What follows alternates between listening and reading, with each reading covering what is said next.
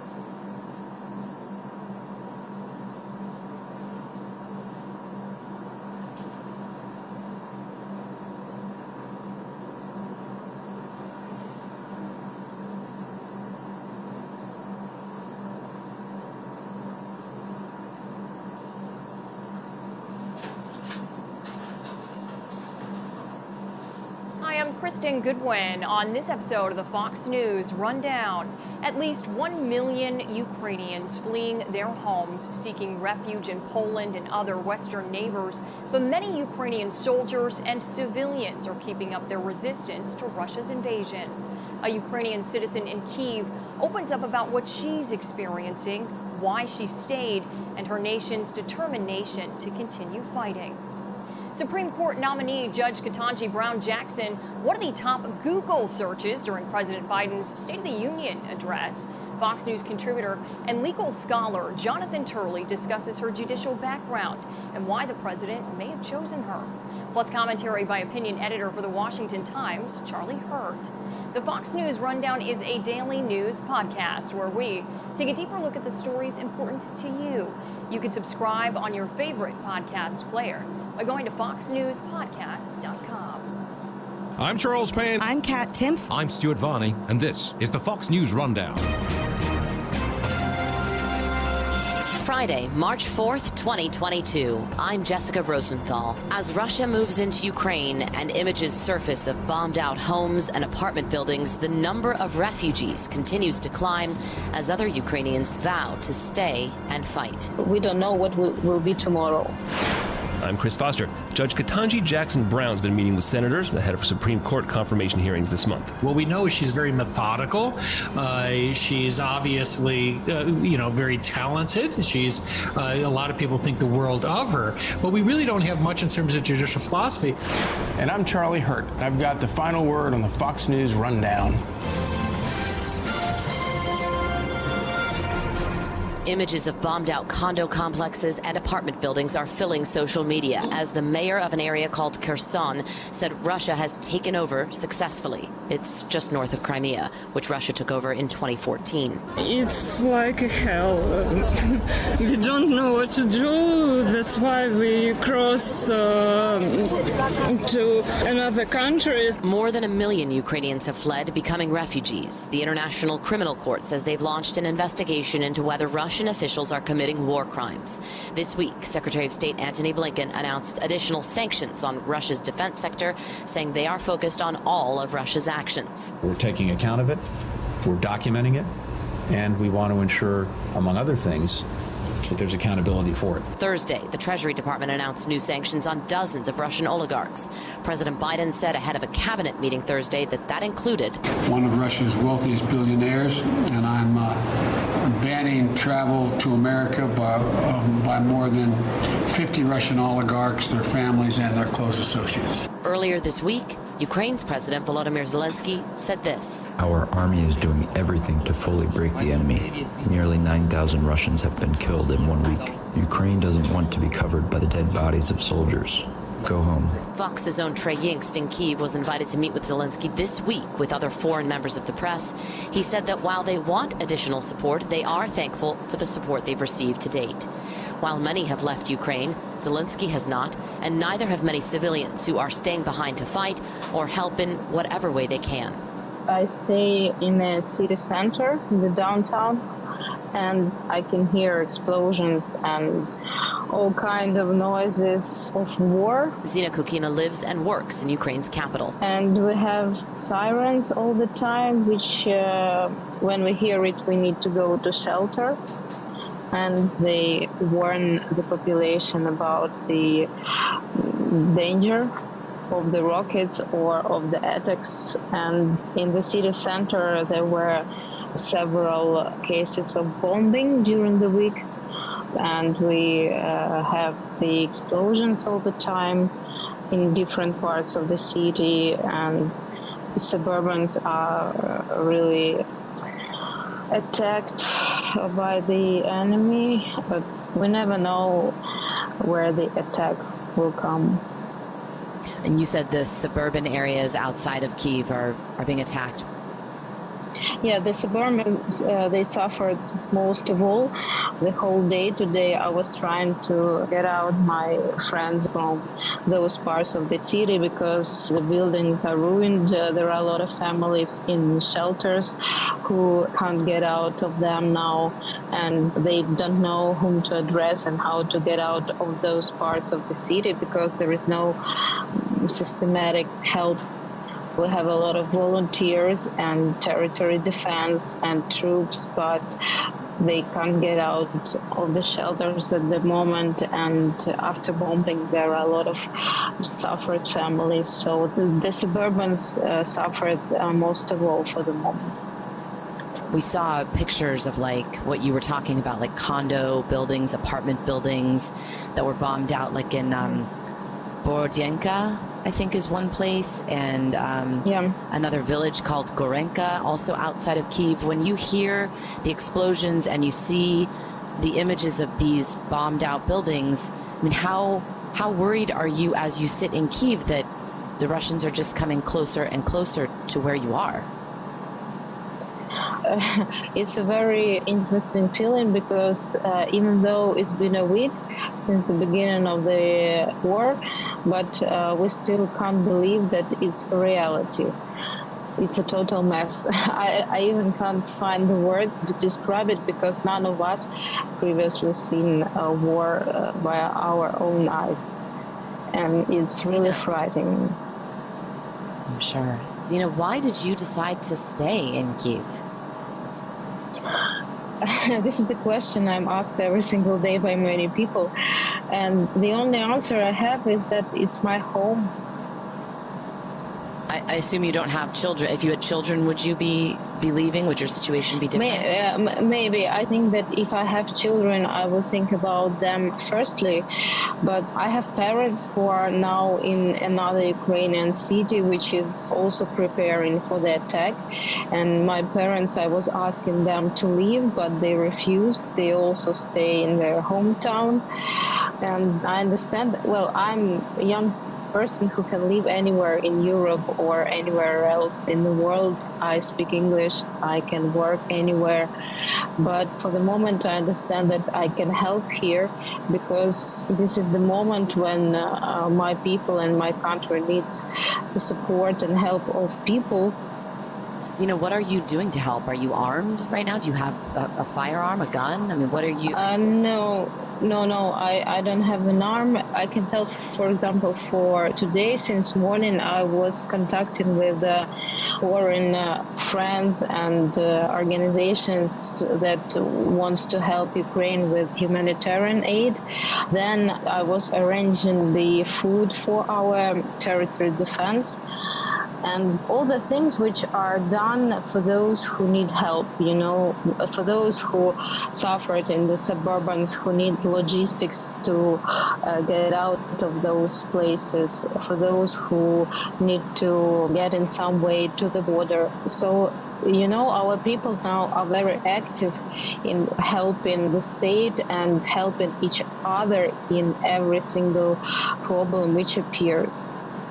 Zina, if people did want to leave Kyiv, could they? Is it surrounded by Russian troops? Like, could people drive out or walk out of the city and move west still? As of today, there is only one direction which is free, and people can leave. But, well, today I got a message from my friend who was driving from Kyiv in northern direction. They left by car and they were shot by the tank.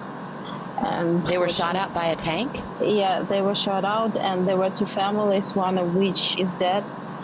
And the second one is injured, and it's not safe, actually. There is no green corridor for those who leave. And if you leave, it's your responsibility and your risk to take the road and live in your own way. You know one family that was injured and one family that was killed? Yeah, it's the friend of my friends, but today my friend sent me the message about the story that they were trying to leave Kyiv and they got in this trouble. Oh my God. And you know, the first day of the conflict, I had to stay at my friend's in the apartment, but then another family invited us, and in the morning we woke up and it appeared that the building where we had to stay was bombed by the rocket. So the rocket was flying to the airport, but it missed and it flew in a building. So you never know what is the main target. Zina, let me talk to you about the logistics and what's going on the ground. We've heard that Russia has taken over an area called Kherson. I think it's north of the Crimean area.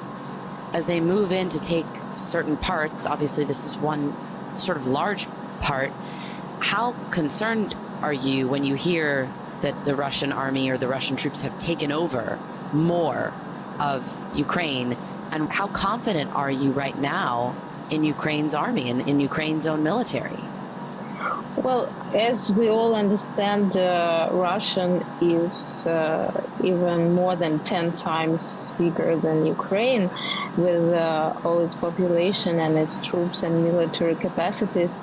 Despite all the weapon which was given to Ukraine from Europe, from all other countries and international organizations, we're still not secure because we understand that the enemy has its goal and it doesn't want to give it up.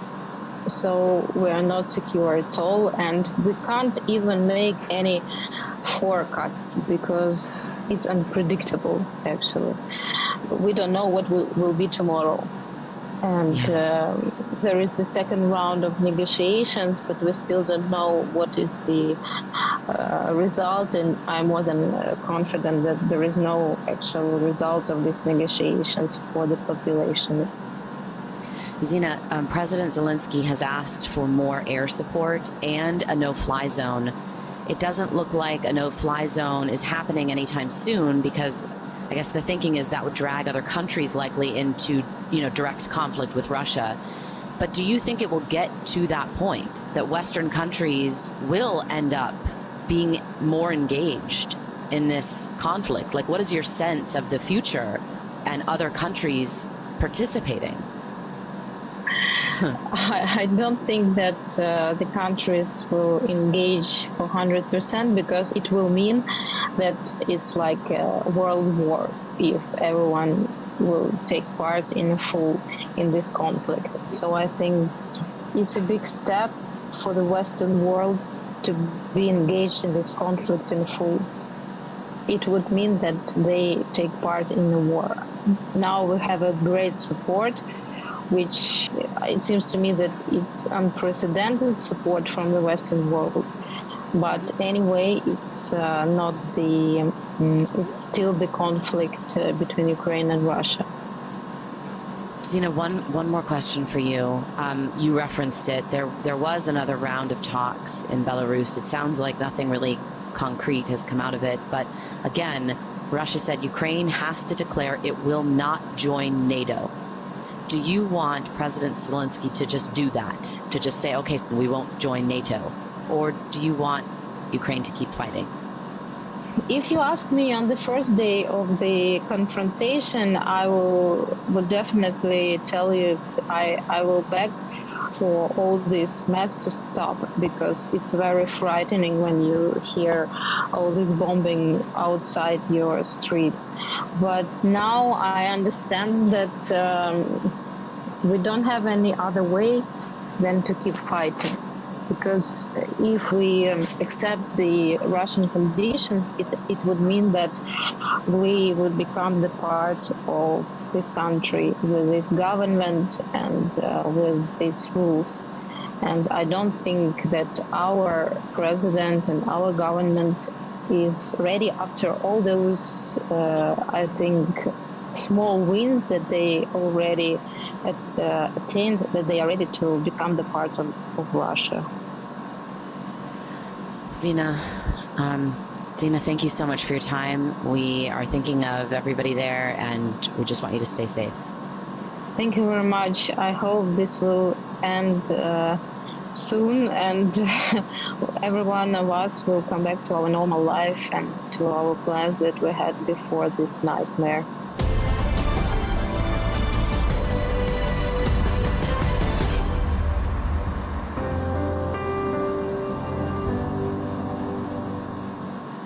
This is Charlie Hurt with your Fox News commentary. Coming up, Confirmation hearings for President Biden's Supreme Court nominee Ketanji Jackson Brown are scheduled to start March 21st, 2 weeks from this coming Monday. She would fill the seat opening with Judge Stephen Breyer's retirement this summer. The members of the Senate will decide if I fill your seat, but please know that I could never fill your shoes. President Biden says Judge Jackson deserves to be considered promptly and fairly. She cares about making sure that our democracy works for the American people. She listens. She looks people in the eye, lawyers, defendants, victims, and families. And she strives to ensure that everyone understands why she made a decision. In addition to being the first black woman Supreme Court justice, Ketanji Jackson would be the first Floridian on the court. She grew up in Miami, went to Harvard and Harvard Law, and clerked for Justice Breyer. She worked to change federal sentencing guidelines during the Obama administration, was appointed to the U.S. District Court for the District of Columbia 9 years ago by President Obama, and was appointed last year by President Biden to the U.S. Court of Appeals for the D.C. Circuit, considered the second most powerful court in the country. So she has experience, but not a thick record of opinions relevant to the new job. The record is long, but rather thin. The judge has been on the court for a number of years, but this is not a nomination coming from an appellate court. Jonathan Turley is a Fox News contributor, a law professor at George Washington University, an attorney and legal scholar. And so the vast majority of these opinions are the type of opinions you see from trial judges. They resolve rather insular issues of evidence or outcomes at trial. They're not the type of decisions that you can glean a lot about her judicial philosophy. There are a couple of those, and they go into more depth, and she has a single appellate decision. But we're still a little bit unclear as to what her judicial philosophy is. The White House and many liberal groups appear quite confident. President Biden said that he wanted someone who would take an expansive view of unenumerated rights, and these groups have argued for someone who believes in a sort of living constitutional approach, a very broad interpretation of the Constitution. They seem confident that she fits that model. The problem is that when the judge came up for her appellate nomination, she was asked whether she adhered to a living constitution approach. She refused to answer that question and said that it would be inappropriate for her to do so because she's not allowed to have a different methodology than the Supreme Court. That left all of us rather perplexed because judges have answered that question, but more importantly, you're required to follow precedent. No one says you can't have your own judicial philosophy. And then the final reason is that when she came up as a district court judge, she had no trouble in saying no to that question. So she previously did answer that question. That's going to come up in the confirmation hearing. Yeah, it sure will. It used to be they'd take, a couple months to sit down with her, to do some vetting, to just get their ducks in a row. Now, the Senate, with the Democrats have a razor-thin majority, they want to get this done as soon as possible. Yeah, this is a NASCAR pace of a nomination. And, the interesting thing is that the Democrats seem quite adamant that Judge Jackson should not get the confirmation hearing they gave to Judge Barrett. Judge Barrett's confirmation hearing was really outrageous. I mean, the Democrats openly insulted her. They surrounded her with pictures of people that were going to be victimized if she was confirmed, because they said that she was being put on the court for the purpose of striking down the Affordable Care Act. And at the time, I said vociferously that is completely and absolutely untrue, that the case in front of the Supreme Court had very little chance of overturning the ACA. And moreover, I thought that she was more likely to vote to keep the ACA, at least in that case. That's exactly what she did.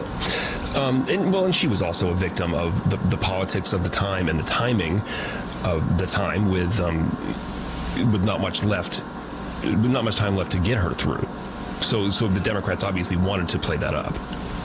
Well, but also the Democrats really crossed the Rubicon with Judge Barrett. I wrote a couple opinions that the Democrats went further than certainly any modern confirmation I could think of. They demanded that she say how she would vote on issues like Roe v. Wade.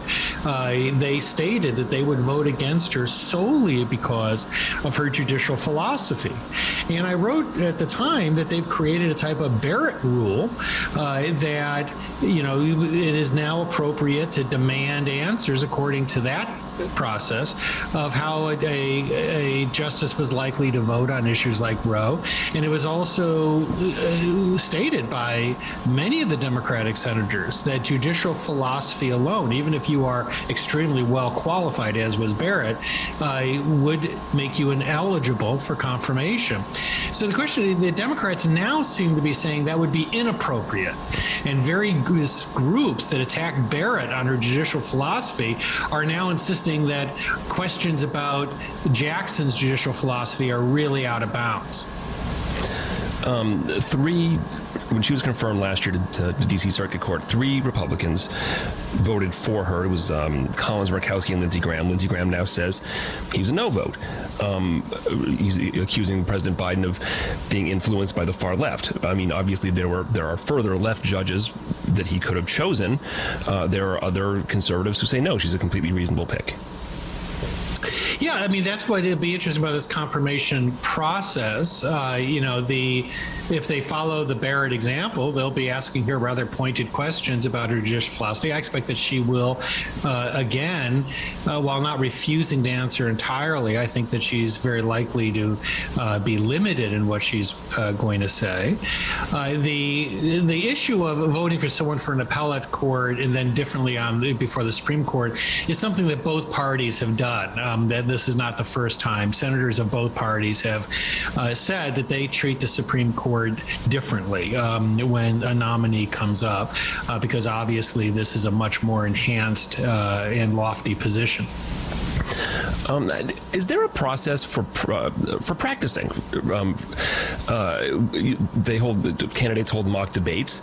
Are there mock Q&A sessions for Supreme Court nominees? Yeah, there are types of murder boards that are sometimes used. Nominees are given a lot of material by the White House team. It also involves outside counsel often who volunteer to help a nominee. So these are very practiced answers, and you'll see that. I expect that Judge Jackson will stay close to the script, as have previous nominees. The biggest difference is really that this is coming so soon after the Barrett nomination, so there's going to be a lot of comparisons. Barrett did talk about her judicial philosophy. She talked about how she has originalist views and how she approaches the Constitution. It was remarkably detailed and frank. So if that's the comparison, you may have Republican senators saying, well, we want the same openness from you because our colleagues said that judicial philosophy alone can be the basis to vote against a nominee. Now, part of the concern for the Republicans is really there's a balancing here, right? You've got the first potential African-American woman for the court that has historic meaning. It makes this a very important historical confirmation process. On the other hand, you don't want to be one of 2 or 3 Republicans voting for a justice if she does prove to be to the far left. And, particularly in this environment, that could also come back to haunt you. So it's a difficult position for these senators to be in. Yeah, it certainly is a little more fraught. No matter what happens, any tough questioning, somebody is going to call somebody a racist. Yeah, that's right. I mean, it's already started, which is really bizarre. I wrote a piece that said, I thought rather uncontroversially, saying that, we have a thin record of actual opinions when it comes to her judicial philosophy. That seems abundantly obvious. She's been a trial judge. She has to follow the precedent of the D.C. Circuit and the precedent of the Supreme Court. So it's not surprising that we don't have a lot of opinions to look at. I don't know anyone who's really said that we have a very good idea of her philosophy. What we know is she's very methodical. She's obviously, very talented. She's a lot of people think the world of her, but we really don't have much in terms of judicial philosophy.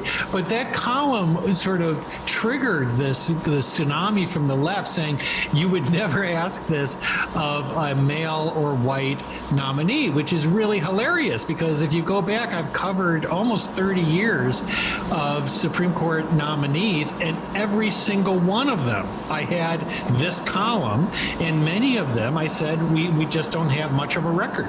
Yeah. And I think it's also you have a nominee who declined to talk about her judicial philosophy, so it's all rather bizarre, but you're going to see that sort of hair-triggered response that you referred to. Yeah. She would be the second youngest current justice behind Barrett. Barrett's 50. Judge Jackson is 51. Any possible dynamic shifts there, or is it really just impossible? Is that an impossible question to answer? Well, the nominees are getting younger and younger. Presidents are trying to guarantee their legacy by simple weight of numbers. It's an unfortunate trend, quite frankly.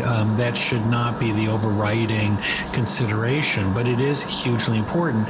Now, in favor of Judge Jackson, I will note that she has many things in her background that I really like. I mean, yes, she is young, but she has a lot of years of experience on the court. I like the fact that she was a trial judge. That really is an experience that is fairly rare on the court. I also really like that she was a public defender. That is exceptionally rare. But then finally, I like the fact that she's walked the walk. She has litigation experience. It's often the case that, when you hear some of the justices talk, it's pretty clear they haven't done a lot of litigation. And a lot of litigators often complain about that. Trial judges complain that the Supreme Court seems often out of touch with the realities of trials. So that's going to be a nice addition to the court. Jonathan Turley, I hope you can keep some time open for us when this thing really gets moving. Fox News contributor, professor at George Washington University, legal scholar. Jonathan Turley, thanks again. It's my great pleasure. Thank you.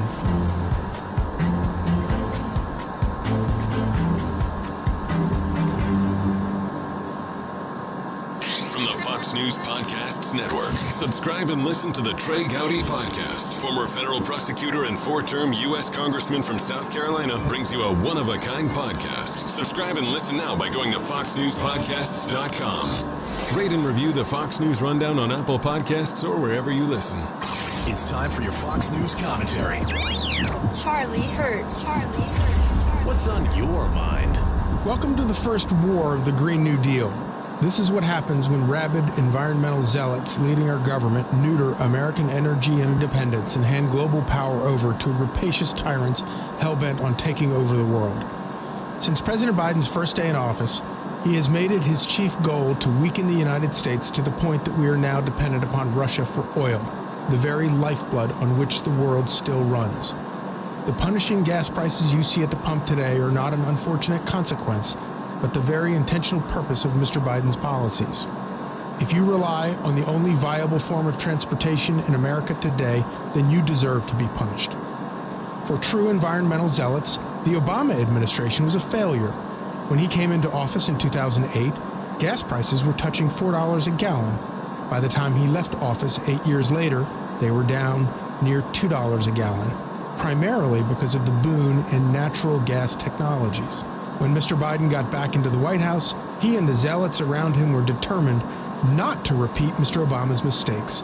They went full jihad on American energy independence. Surprising almost no one, Mr. Biden's dangerous anti-American energy policies led directly to Vladimir Putin's invasion of Ukraine. Mr. Biden's policies not only weakened America, but they also enriched Mr. Putin. And since we are now reliant upon Mr. Putin's oil for daily survival, the U.S. is actually bankrolling the invasion of Ukraine, all in the name of rabid Green New Deal environmentalism. The only person who admitted to being surprised by this tragic turn of events was Mr. Biden's environmental mullah John Kerry, who also happens to be the only person in Washington dumber than Mr. Biden. As Ukrainians were being slaughtered by Russian troops, Mr. Kerry was alarmed over the invasion for other reasons. It could have a profound negative impact on the climate, obviously, he groaned through a face deadened by too much Botox. You have a war, and obviously you're going to have massive emissions consequences to the war. Just when you thought these people could not get any dumber, the Biden administration dispatched its spokeswoman Jen Psaki to explain things. Oil is the problem, she explained on Sunday, as hundreds of thousands of Ukrainian women and children fled their country of the war she helped enable. We need to look at other ways of having energy in our country, she explained. In other words, more windmills, fairy dust, and unicorn farts. This may be the world's first Green New Deal war, but as long as people like Jen Psaki, John Kerry, and Joe Biden are allowed anywhere near our government, it will not be the last. I'm Charlie Hurt. Thanks for listening. You've been listening to the Fox News Rundown. Stay up to date by subscribing to this podcast at foxnewspodcasts.com. And for up-to-the-minute news, go to foxnews.com. New from the Fox News Podcasts Network. My name is Kennedy, and welcome to my podcast, which will, I humbly say, single-handedly save the world. You're welcome. It's Kennedy Saves the World. Subscribe and listen now by going to foxnewspodcasts.com. Love Fox News? Click the subscribe button to get more of the news and opinion you trust. And click the Fox News Rundown playlist for the latest episodes.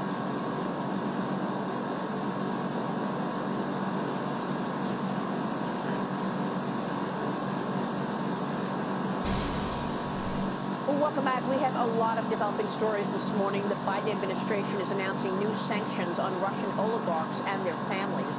A total of 8 Russian elites facing full blocking sanctions. This includes Russian President Vladimir Putin's press secretary, Dmitry Peskov, 19 oligarchs and 47 relatives and associates hit with visa restrictions. Joining me right now, he's the chairman of the Human Rights Foundation. He is the author of Winter is Coming, Gary Kasparov. And Gary, you wrote Winter is Coming a long time ago, and it certainly feels like it has arrived 2 weeks ago. Your assessment of what has taken place so far in Ukraine?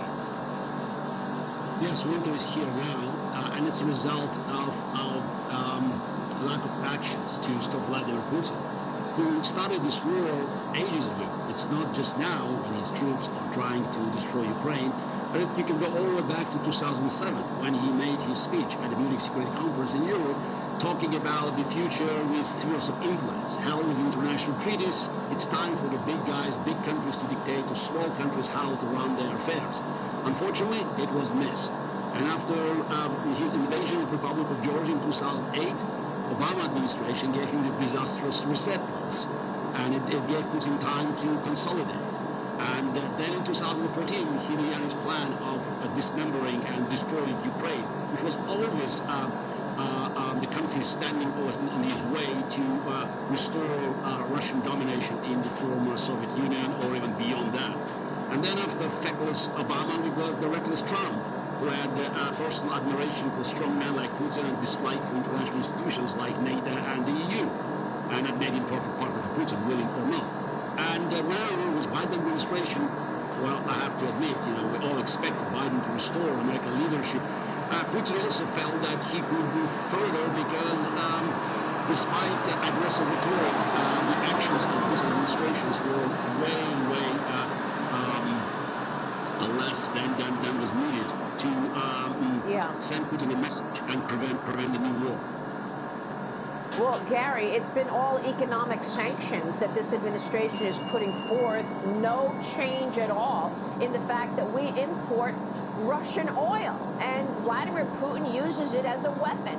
Putin has signaled that he's determined to continue this war. He said yesterday that the invasion of Ukraine was, quote, going according to plan, and that Russia is achieving its goals. What specifically do you want to see to stop Putin and take us behind Vladimir Putin? What do you think his next move will be? First of all, it's not going according to the plan. The plan was very simple. Take Kyiv in 2 or 3 days, install a Russian puppet government, and then negotiate negotiate with the West from the position of strength. That was Putin's plan. It failed due to heroic resistance of Ukrainian forces that proved that Russian military is another Potemkin village. But after failing to take Kyiv and the second biggest city in Ukraine, Kharkiv, Putin decided to destroy Ukraine. And now we are all facing the war crimes on an industrial scale. And the most powerful military alliance in history, NATO, is standing by. And you're right. Yes, it's while the sanctions have been announced, so there's still many loopholes. And of course, energy is one of the key elements. And we did, I'm saying we, the Renew Democracy Initiative, we did a website, fightforukraine.org, to track the sanctions and to see who is actually doing more or what. And I have to say that despite this aggressive rhetoric, Biden administration is lagging behind Europe. And it's very important not to send just a message to Putin and to warn him. It's too late. These sanctions could have stopped him 6 months ago, and of course 8 years ago when he annexed Crimea. But right now Ukraine needs more. We need interference to secure a no-fly zone, because otherwise Putin would go beyond that. It's the all we talk about escalation is just useless, because Putin will escalate. He is enjoying now watching that the disaster in Ukraine, its humanitarian catastrophe, millions of refugees, thousands and thousands of innocent civilians being killed, and nobody can stop him. That's for him a demonstration of his strength. By the way, Maria, please, don't call Putin Russian president. I think it's an insult to Russian people, and it's also insult to the title. He's a brutal dictator, and he should be called so. Yeah, it's a great point to make. I want to get your take on China and what this means for Xi Jinping in a minute. But first, take us more into the mind of Putin. You yourself went up against Vladimir Putin. I remember you for years have been calling out the evil, calling out his behavior. He even, his thugs put you in jail a couple of years ago. So what do you think his sentiment will be? He's a pariah already, right? But is he irredeemable for the rest of the world? What happens now? And do you think he's mentally challenged? I mean, what is he thinking, creating this global disaster potential? I think he's irredeemable, and I think we should forget, about Putin in the long term, because he believes that he's above the law. It's not by accident that his favorite characters from history are Joseph Stalin and Ivan the Terrible, and he wants to prove to the world that violence can be used by a brutal dictator with nuclear weapon anywhere and at any time he wants. And that's why what we need now is to make sure that people around him, the Russian generals, Putin's cronies and henchmen, will recognize that the world is serious, because this is existential threat. He will not stop in Ukraine. If he's not stopped in Ukraine, he'll go further, because dictators never stop until they're being stopped. And you did mention China. It's for those who think, maybe we can, give Putin Ukraine and nothing happens.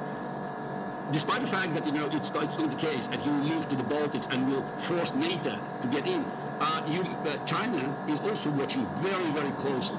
If Putin succeeds in Ukraine, Taiwan is next, because the free world has to show now that is ready to oppose this rise of new dictatorships that are threatening the very existence of the world order that we used to live in. Yeah, they want a new world order. China, Xi Jinping, and Vladimir Putin in Russia. So, Gary, do you believe that the Baltic states right now are vulnerable? Will he move to the Baltics once he takes down Kyiv, which is his near-term goal? Absolutely. So he will move to the Baltics or the Poles because he wants escalation. That's a normal, quote unquote, of course, development of any dictatorship. Putin's domestic policy failed, but he needs this for aggression to demonstrate his invincibility. Now we still can fight him while the Ukrainian army is strong enough to repel Russian attacks. But if he moves to the Baltics, and if Xi Jinping moves to Taiwan, then we need boots on the ground. So it's no matter what is being said, on many channels, including Fox, warning us against further escalation and engagement with Putin militarily. This is not a war of our choosing. But unfortunately, we have no choice to demonstrate that the free world is strong enough to repel Putin's attacks on our civilization. And real quick, Gary, on Taiwan, do you expect an invasion from China? What is your take about this relationship between Xi Jinping, Vladimir Putin, and don't forget, Iran has been brought into the fold as well. They were doing military exercises, the three of them, and the U.S. is trying to get the U.S., this administration trying to get the U.S. back into an Iran nuclear deal. The Iranian nuclear deal was a disaster, from day one, and it could be even worse. But every dictator in the world is now watching Ukraine, trying to figure out what they can do next. Because dictators never ask why, they always ask why not. And of course, Xi Jinping's policy towards Taiwan will depend on the outcome of the war in Ukraine. Those are not, relations that are being presented very often as partnership. Putin is a definitely junior partner in this coalition, and he's doing a lot of bidding for Xi Jinping. By the way, Xi Jinping never recognized Putin's territorial gains in Ukraine, while Putin already recognized Taiwan as a part of China. So the Chinese attack on Taiwan in the future depends very much on Putin's success or failure in Ukraine. That's why the battle in Ukraine, it's a battle for the future of our world. It's a front line of freedom now. Oh, wow. All really important points and analysis. Gary, great to talk with you this morning. Thank you. Please don't be a stranger. Come back soon. Gary Kasparov joining us this morning. Thank you, Gary.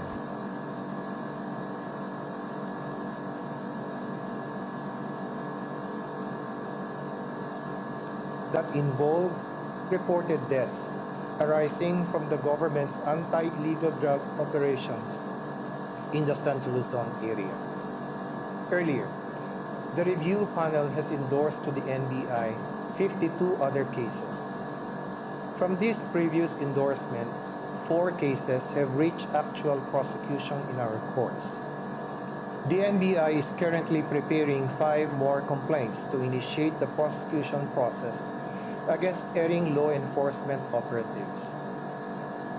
The work of the review panel has been complemented by investigations conducted by the Philippine Interagency Committee on Extralegal Killings and Forced Disappearances, Torture, and other grave violations of the right to life, liberty, and security of persons, otherwise known as the Administrative Order 35 or AO 35 mechanism. In the past year alone, this interagency committee created 15 special investigation teams that look into extralegal killings and other incidents involving gross violations of human rights and of humanitarian law. The committee has recently completed its investigation and will shortly initiate the process to prosecute a number of law enforcement officers involved in the service of judicial warrants, which resulted in the death of known activists in southern Luzon. The progress we have thus far achieved rests on the collective effort of the Philippine National Police, the DOJ, and other relevant institutions committed to instill respect for human rights and exact accountability for those who violate them. This effort stands to benefit even more from our government's joint program with the UN, the AO 35 mechanism.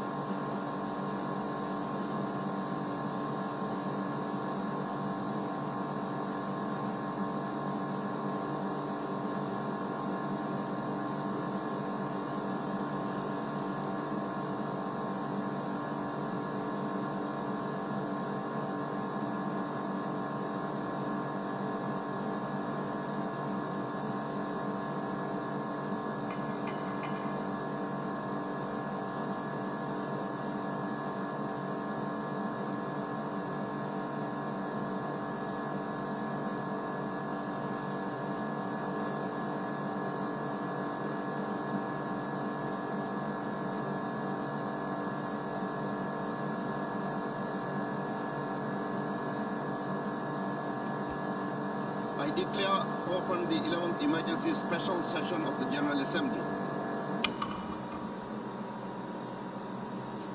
A note by the Secretary General on the convening of the Emergency Special Session has been circulated in document A/ES-11/1. Before proceeding further, I would like to remind members of the following mitigation measures that are in place for this meeting. All delegates are required to wear a mask or a face covering at all times whilst in public space and in the General Assembly Hall except when directly addressing the meeting. And the size of a delegation for member states, observer states and the European Union should not exceed 4 persons, and for other observers 1 person in this hall. Due to the temporary closure of the east side emergency doors, in the event of a fire or an emergency which requires an evacuation, please use the west side emergency doors and the stairway next to the elevator banks. Those in the 3rd and the 4th balconies, please use the stairway next to the elevator banks. I now invite representatives to stand and observe 1 minute of silent prayer or meditation.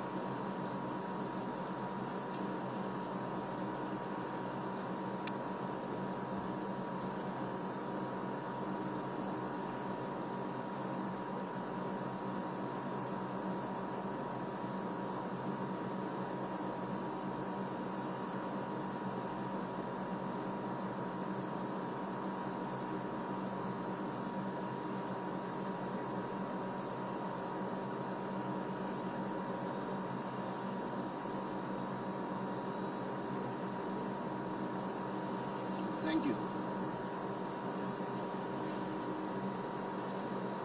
I should now like to draw the Assembly's attention to Rule 63, which states, notwithstanding the provisions of any other rule and unless the General Assembly decides otherwise, the Assembly, in case of an emergency special session, shall convene in plenary meeting only and proceed directly to consider the item proposed for consideration in the request for the holding of the session, without previous reference to the General Committee or to any other committee.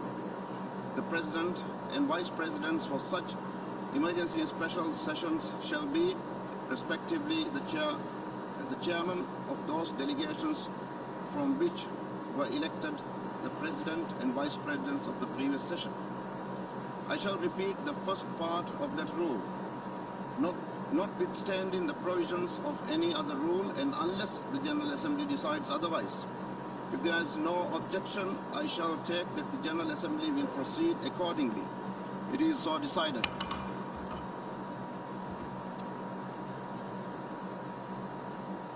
Next, I should like, in keeping with established practice, to invite the attention of the General Assembly to document A/ES-11/3 containing Article 19 of the Charter.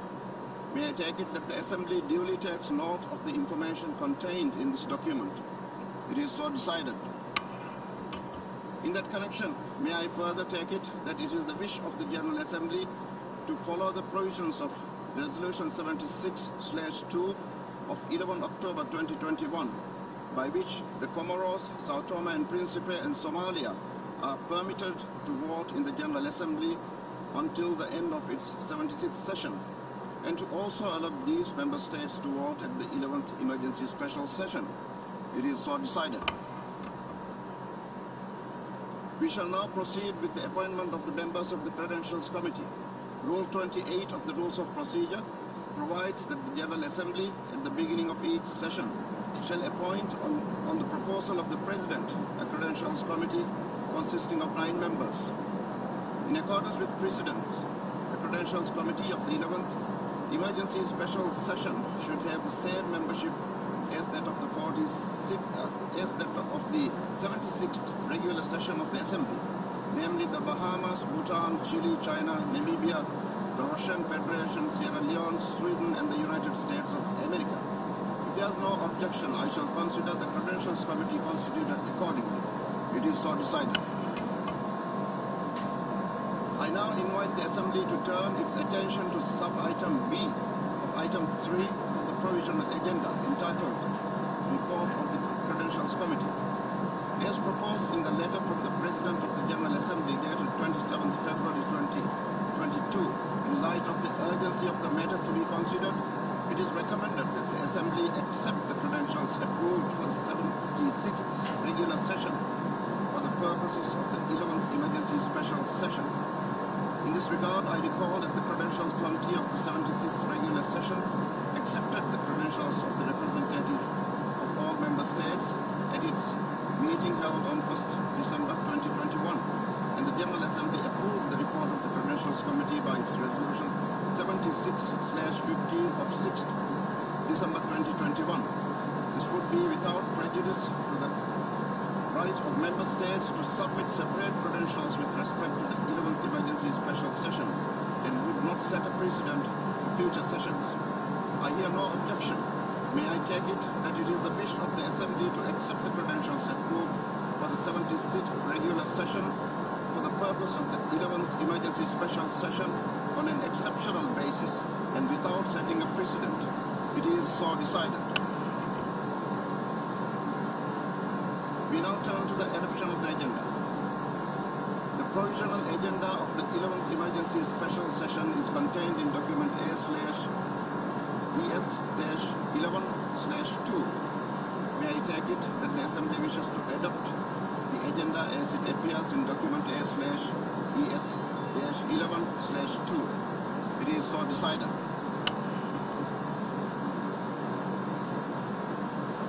The Assembly will now consider agenda item 5 entitled Letter dated 28 February 2014 from the Permanent Representative of Ukraine to the United Nations addressed to the President of the Security Council, document S/2014/136. I will now deliver my remarks from the rostrum.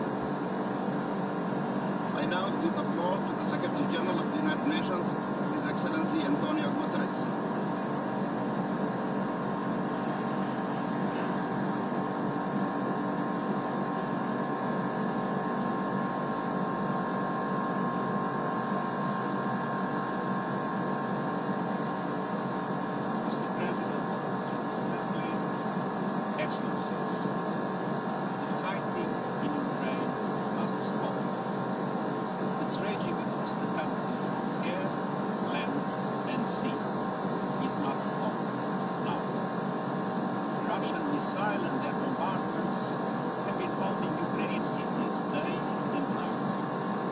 The capital, Kyiv, is encircled from all sides. In the face of continuing attacks, Kyiv's 3 million residents are being forced to seek safety in their homes, improvised bomb shelters, and the city's suburbs. The Kenyan government has distributed a meaningful number of arms to the population with the stated objective to participate in the defense of the country.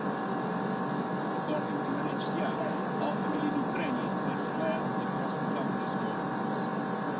Although Russian strikes are reportedly largely targeting Ukrainian military facilities,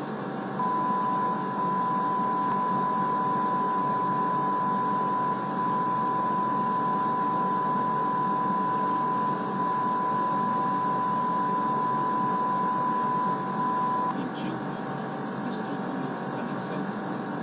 Enough is enough.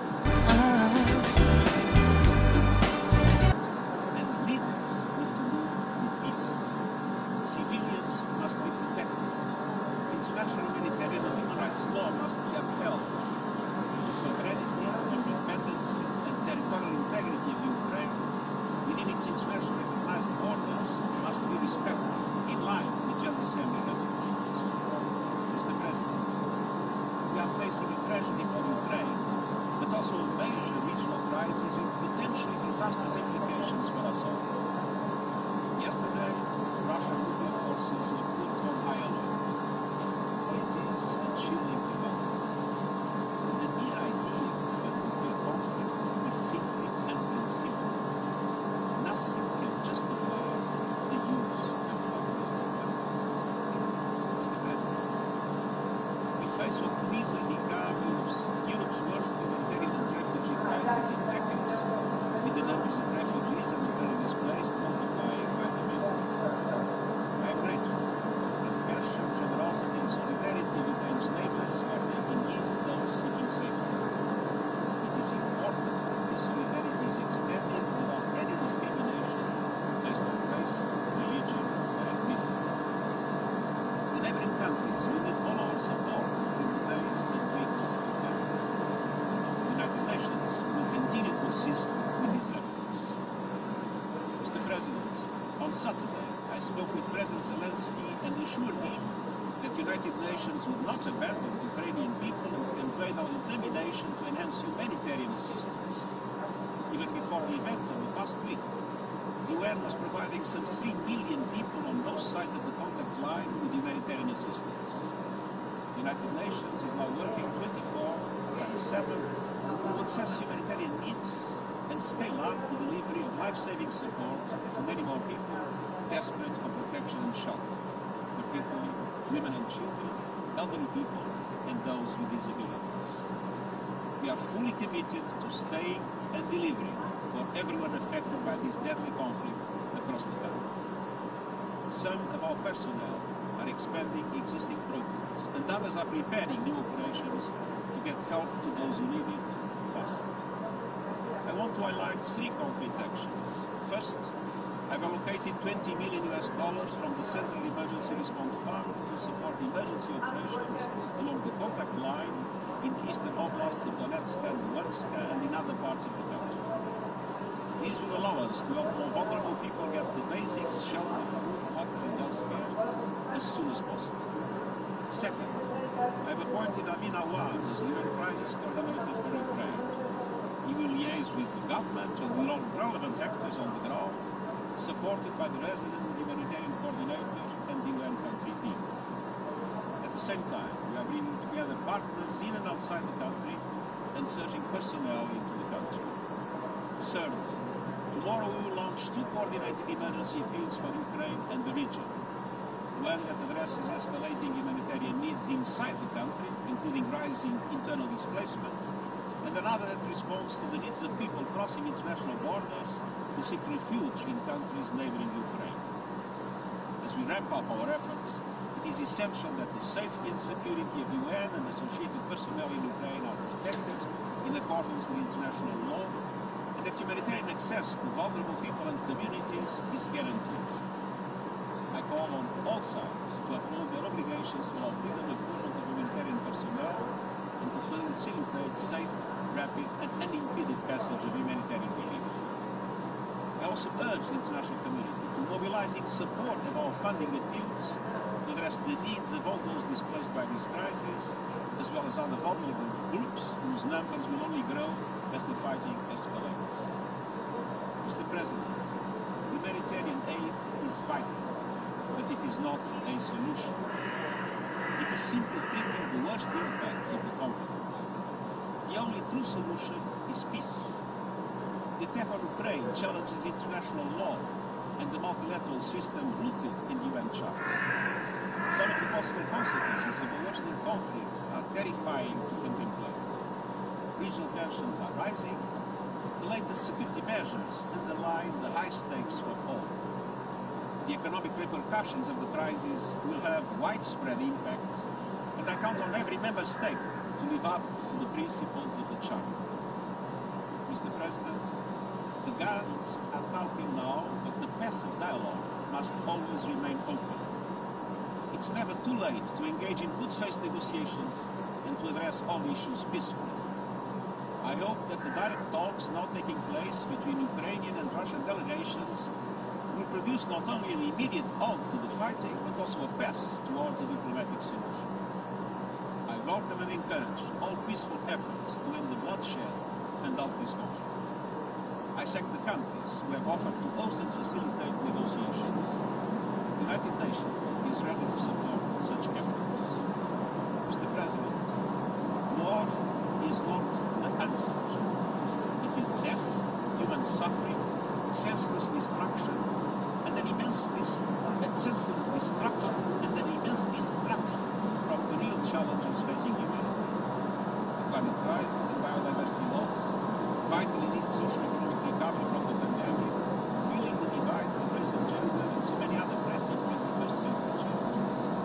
Humanity cannot afford to be locked in a mindset that dredges up the worst of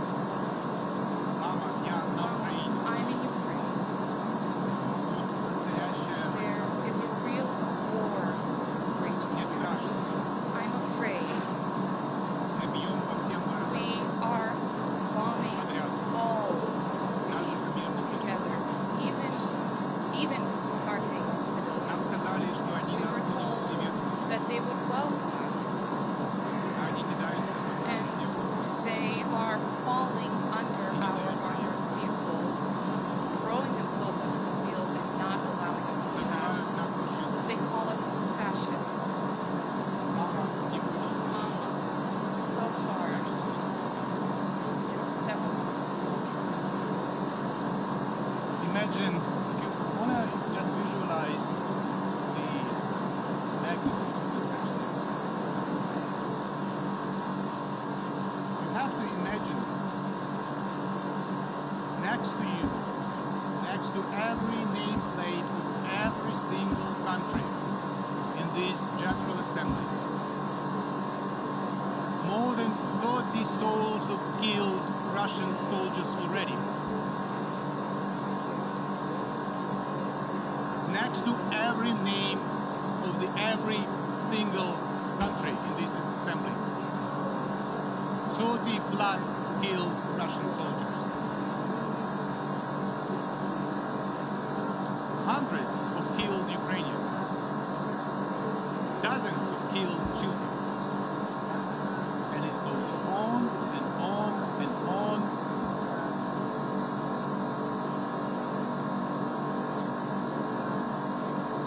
So just imagine those killed people next to you when you will listen to my formal statement.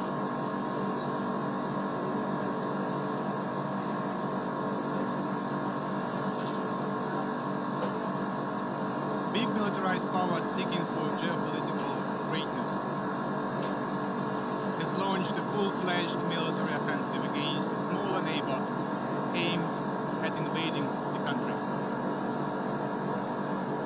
Deadly airstrikes dropped on civilians heads across the entire country, and the Russian troops crossed Ukraine's borders from the territory of Russia, Belarus, and the occupied parts of Ukraine's Donbass and Crimea. Does it remind you of something, doesn't it? Indeed. Very clear parallels could be drawn with the beginning of the Second World War too. And the Russia's course of action is very similar to what their spiritual mentors of the Third Reich employed on the Ukrainian land 80 years ago. Just one, the most recent example of human sufferings, example of war crime. As all of us were on our way to the General Assembly today, the Russian army shelled with Grad multiple rocket launcher systems the residential areas of the city of Kharkiv, the second biggest in Ukraine. Innocent civilians have been killed and wounded. The exact numbers is very difficult to estimate also at the moment, while the negotiations are still on the way at the border with Belarus. We therefore express our gratitude for overwhelming support that made this decision on the emergency session possible. We are grateful to the President of the General Assembly for his taking care of this idea well in advance. We appreciate the engagement of the UN Secretary General, who has taken a very strong stance in support of peace, in support of the UN Charter.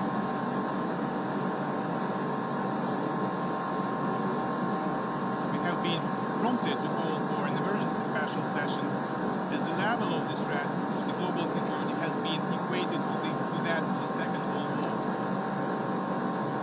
or even higher, following Putin's order to put another Russian nuclear forces. What a madness!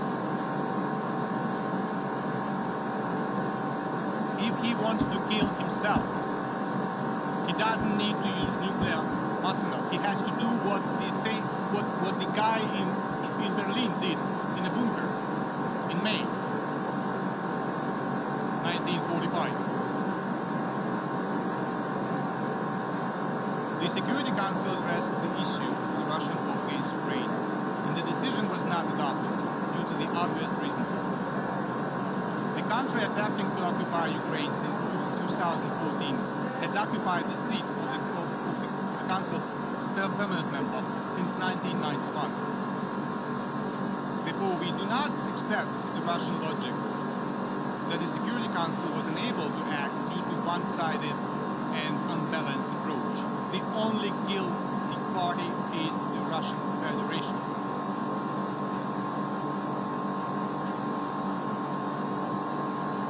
Distinguished delegates, Russia uses all its military potential to attack Ukraine and has begun redeploying reserve units on the border with Ukraine.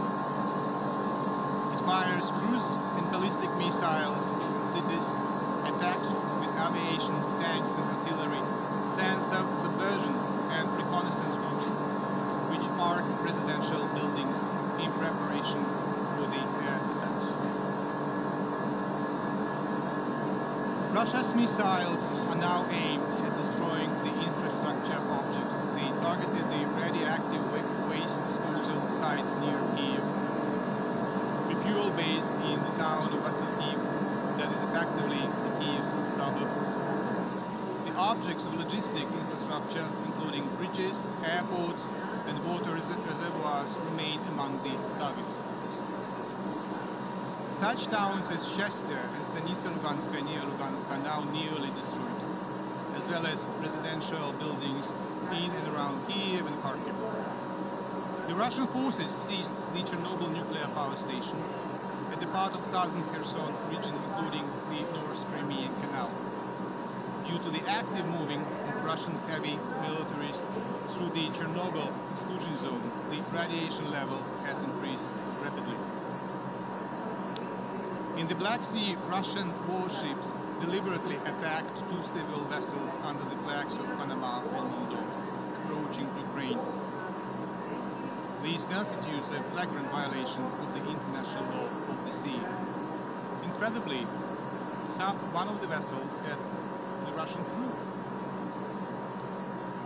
Still, it was attacked by the Russians.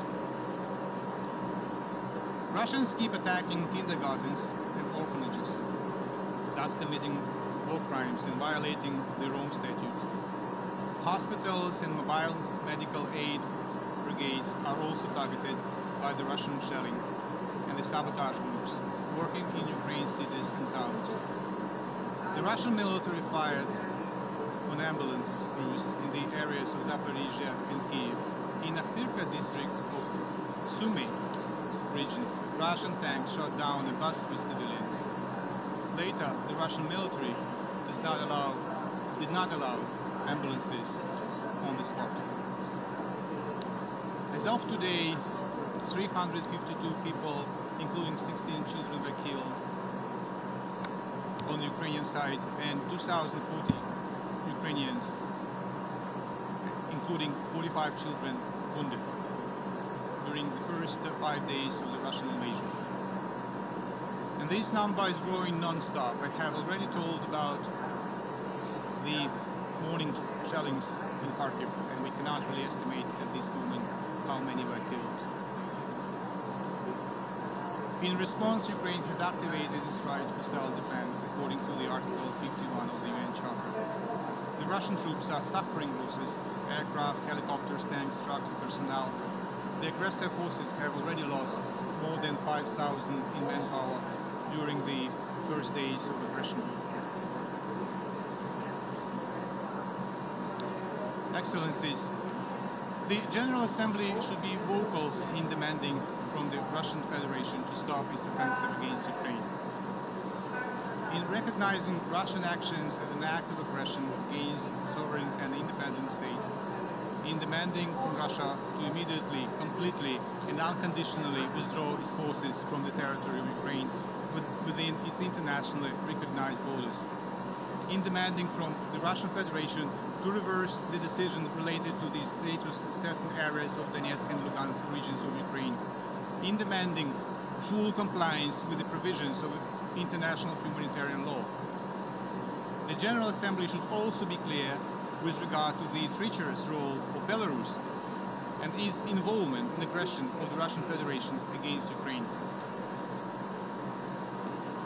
Distinguished members of the General Assembly, what is happening now in Ukraine has already had the security and humanitarian implications for all of you.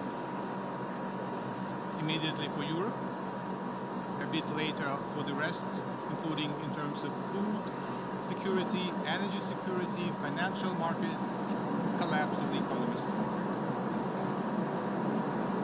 Last September, my president said, while delivering his statement at the high-level segment of the 76th session of the General Assembly. And I quote, "I understand that criticism of the UN is often heard, but we criticize ourselves. And if we fail to respond now, we will face much more than criticism. We will face oblivion. It must not happen. Now it is time to act, time to help Ukraine, that is paying now the ultimate price for freedom and security of itself and of the world. If Ukraine does not survive, international peace will not survive. If Ukraine does not survive, the United Nations will not survive. Have no illusions.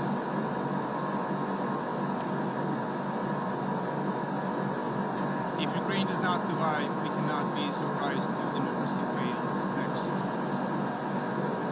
Now we can save Ukraine, save the United Nations, save democracy, and defend the values they believe in, and that Ukrainians are fighting for and paying their lives. The Russian delegate will speak shortly. Putin has done everything to legitimize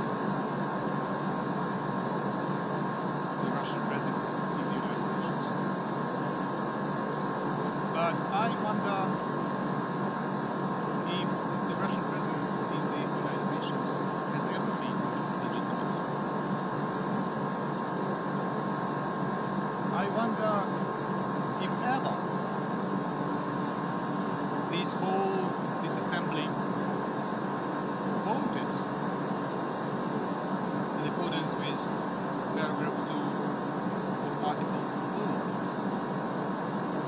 on admission of the Russian Federation to the United Nations, either in December 1991 or in January 1991, or thereafter. I want to ask the delegates whose countries voted for admission of the Russian delegation to the United Nations to raise their hand to confirm that Russia was admitted to the United Nations according to the Charter. Please, ladies and gentlemen, please raise your hand if your country voted in the formal session of the General Assembly in reply to the letter by President Yeltsin dated December 24, 1991, when he told the United Nations that Russia would like to be a continuator state of the demised Soviet Union. Anyone? Shall I put my glasses? My vision fails me, and I don't see any hand raised. Any country? Anyone voted for Russian membership? I leave you with that, and think about it when you listen to the Russian delegate.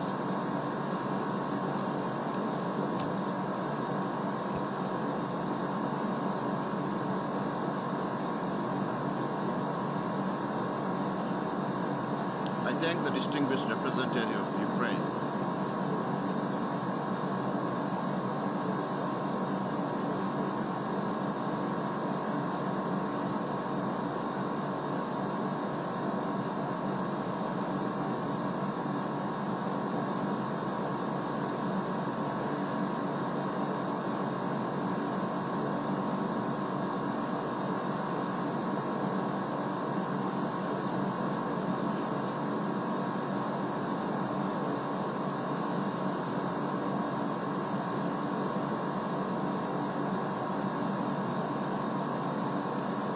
I now give the floor to the distinguished representative of the Russian Federation.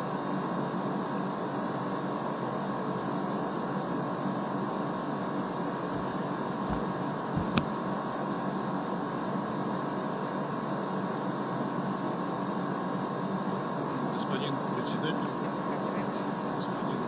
Mr. Secretary General, distinguished colleagues, in recent days, the Ukrainian issue has made headlines, global headlines, and is now making a pride place at the Security Council and now the General Assembly. At the same time, Russian actions are being distorted and thwarted, and there is the number of incredible fakes is staggering with the use of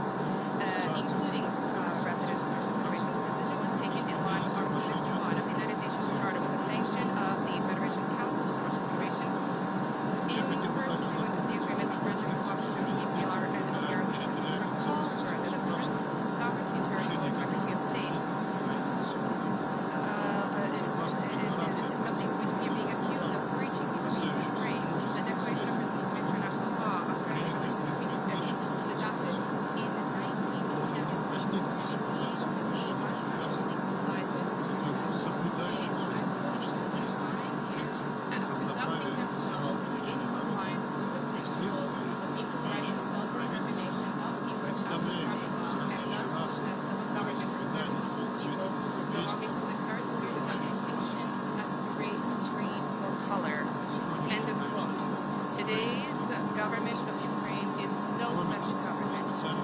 Moreover, during the special military operation, Russia has been exercising its right to self-defense from a regime that has been striving to gain access to nuclear weapons. The president of Ukraine exclusively stated this on 18 February during the Munich conference, and this statement that he delivered was met with applause by the participants of this conference. At the same time, Ukraine is seeking membership in NATO, where there's Article 5 in effect, and has territorial claims to the Russian Federation.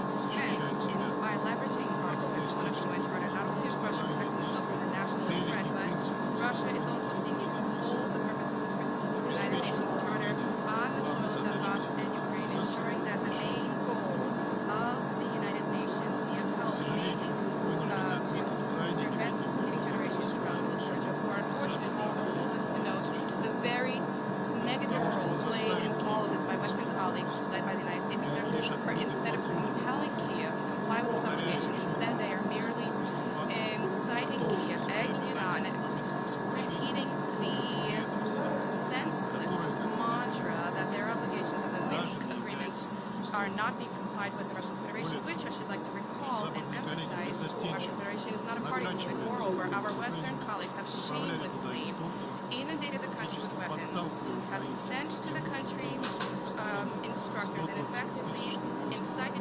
Ukrainians who are facing a 120,000 strong military contingent prompted them to engage in armed provocation against the Donbass. Thereby, the Western countries have created a bubble that cannot but pop. Distinguished colleagues, discussing today in this discussion, it pleases to note that back in 2008, the Russian president, the NATO President Council,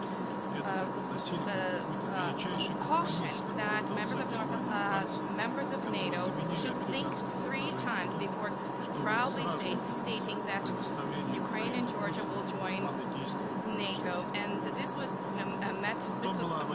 portrayed as some kind of a great compromise, which was immediately met with action plans undertaken in Ukraine and Georgia to join the alliance. At the same time, in 2014, there was a brutal anti-constitutional coup which took place in Kyiv, as a result of which nationalists and radicals seized power, and their policy was to create an anti-Russian Ukraine and to ensure that it joined NATO. And I will revisit that. For us, Ukraine joining NATO is a red line. First and foremost, on the military strategic level, the deployment of NATO infrastructure in that country would compel us to adopt measures of response, and this has placed us at the verge of conflict. For this reason, in December 2021, we proposed that agreements be arrived at with the U.S. and NATO for security assurances to be provided to the Russian Federation. However, our extended hand was unceremoniously rebuffed by Americans and NATO representatives, and proposed that we continue to discuss secondary issues without consideration of our concerns. Moreover, the question was not addressed as to how the freedom of choosing alliances is set out in OSCE, aligns with the principles of indivisibility and security, which is of great importance to us. Probably many of you wonder what should be done now and what role the United Nations play in addressing the Ukrainian crisis. We believe that the UN can and should play its role, help to bring the stakeholders' positions closer together and to eradicate the causes of conflict. The key role here, according to the Charter, should be played by and lies with the Security Council. However, attempts to calmly discuss this issue is something our partners did not deign to undertake. For this reason, the Russian Federation on 25 February voted against the anti-Russian and anti-Ukrainian draft resolution of the Security Council. It is anti-Russian, this document. There's no need to explain why. It suffices to have a cursory glance at the document. Why is it anti-Ukrainian, the document? Because this document, beyond any doubt, is inconsistent with the true interests of the Ukrainian people insofar as it is an attempt to salvage and to cement in Ukraine those authorities who brought the country to the brink of tragedy, and country's been on hold for 8 years now. The main reason for our negative vote was not what was in the draft, but what was not included in the draft. If the sponsors were to attempt to make it even remotely balanced, then they would not have left out issues that need to be addressed in the context of the Ukrainian issue. Specifically, what was unaddressed was the way that the unconstitutional coup in Ukraine, in Kyiv, in February 2014, resulted in the Maidan junta seizing power and using it against the residents, shelling civilian areas with artillery pieces and multiple rocket launchers, and raining bombs on the people of Paphos and Lugansk. What was unaddressed was how the Ukrainian authorities, with the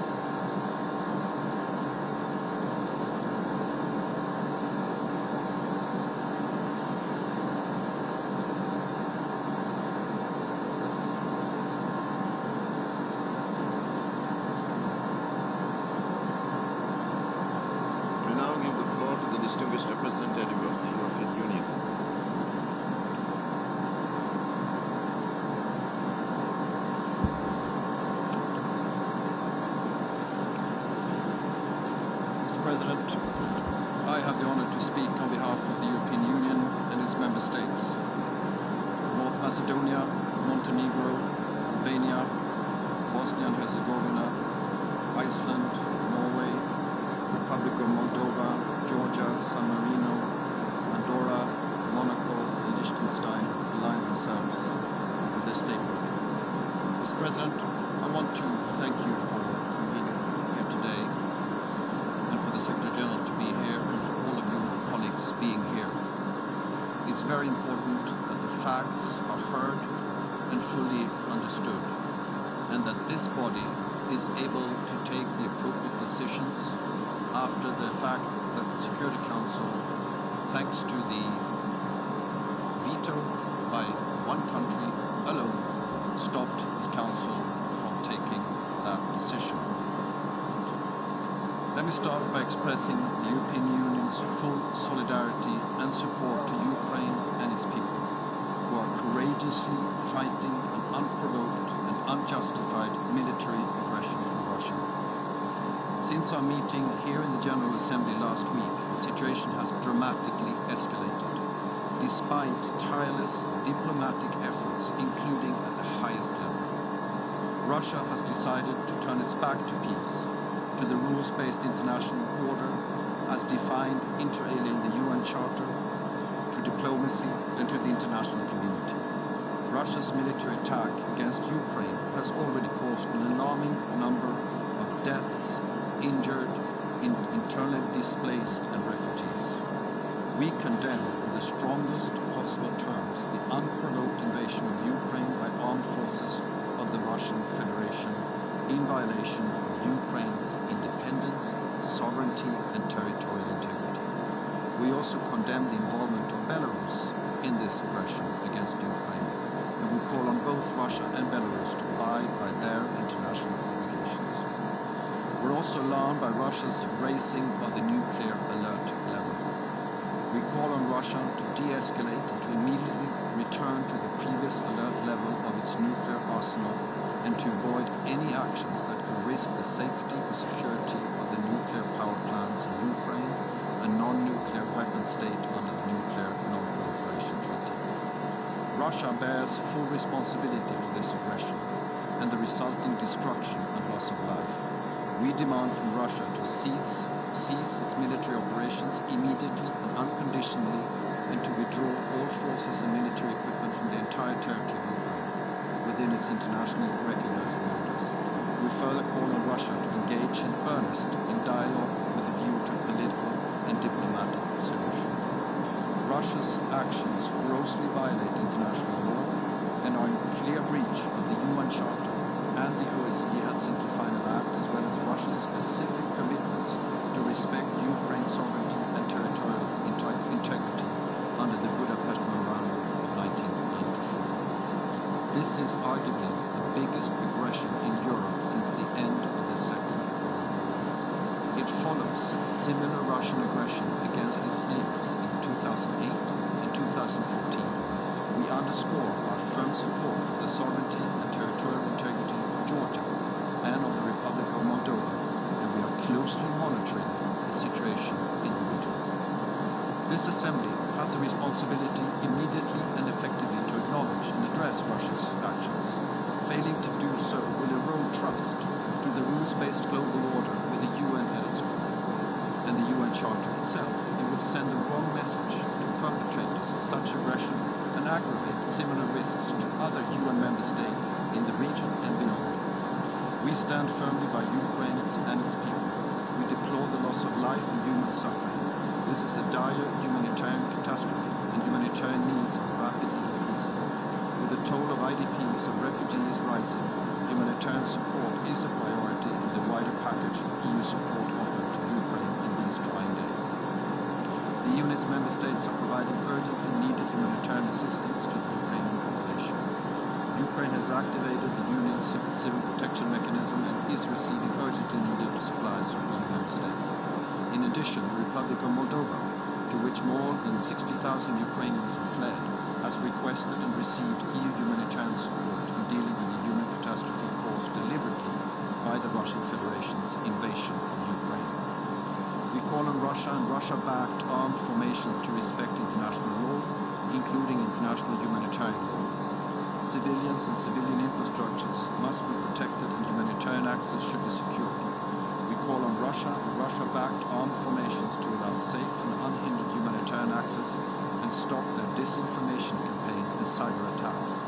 We strongly condemn the involvement of Belarus in this aggression against Ukraine and call on it to immediately stop action and to abide by its international obligations. We recall our unwavering support for the independence, sovereignty and territorial integrity of Ukraine within its internationally recognized borders, and we call on all UN members not to recognize the two self-proclaimed separatist entities. The EU has reacted swiftly and decisively to Russia's recognition of Ukraine's self-proclaimed separatist entities and the invasion of Ukraine by adopting restrictive measures. We intend to take such measures against Belarus. Mr. President, let us be clear on this. We firmly believe the use of force and coercion to change borders has no place in the 21st century. Let us recall that the UN Charter prohibits both the threat and the use of force against the territorial integrity or political independence of any state or in any other manner inconsistent with the purposes of the United Nations. Tensions and conflict should be resolved through dialogue and diplomacy. The EU, together with like-minded partners, have been united in making unprecedented efforts to achieve a diplomatic solution. But Russia has not reciprocated these efforts and instead opted unilaterally for a grave and premeditated escalation. With this one-sided step, Russia is further isolating itself. We are today at a crucial and historical moment. Too many times in the past, the international community has been blind or too slow in front of unfolding tragedies. Entire generations in many places around the world, many of you representing them, have paid and are still paying the price of inaction. We cannot make the same mistake again. We have to take action. After Russia's veto in the Security Council last week, the General Assembly has the responsibility to send a strong and united message on the need for Russia to immediately and unconditionally cease its military operations, withdraw its troops, and opt for genuine dialogue. We call on Russia to avoid, in particular, any action that places the safety and security of Ukraine's nuclear and radioactive waste installations at risk. The people of Ukraine and the whole world are watching us and counting on us, and will judge us on the decisions that we will take here in this special emergency session. And it's our duty and responsibility for all of us to do our utmost to defend the UN Charter and the international order. We therefore hope that this Assembly will massively support the resolution tabled by Ukraine and its partners. The EU and its member states will continue to do their utmost to protect the integrity of the rules-based international system, which is key to our collective security, and we call on all UN member states to do the same. On our side, we will continue to stand by Ukraine, support its democratically elected institutions and representatives and its people, including through additional political, financial, humanitarian and logistical support. I thank you very much, colleagues, and thank you very much, Mr. President. I thank the distinguished representative of the European Union.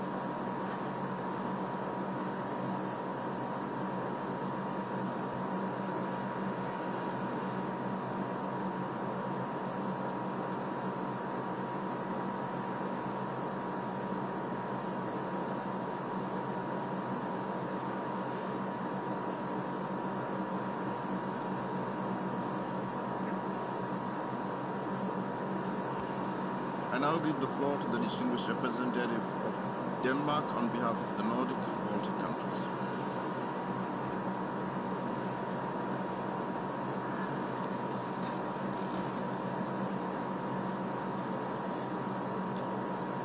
I have the honor to speak on behalf of the 8 Nordic Baltic countries: Estonia, Finland, Iceland, Latvia, Lithuania, Norway, Sweden, and my own country, Denmark.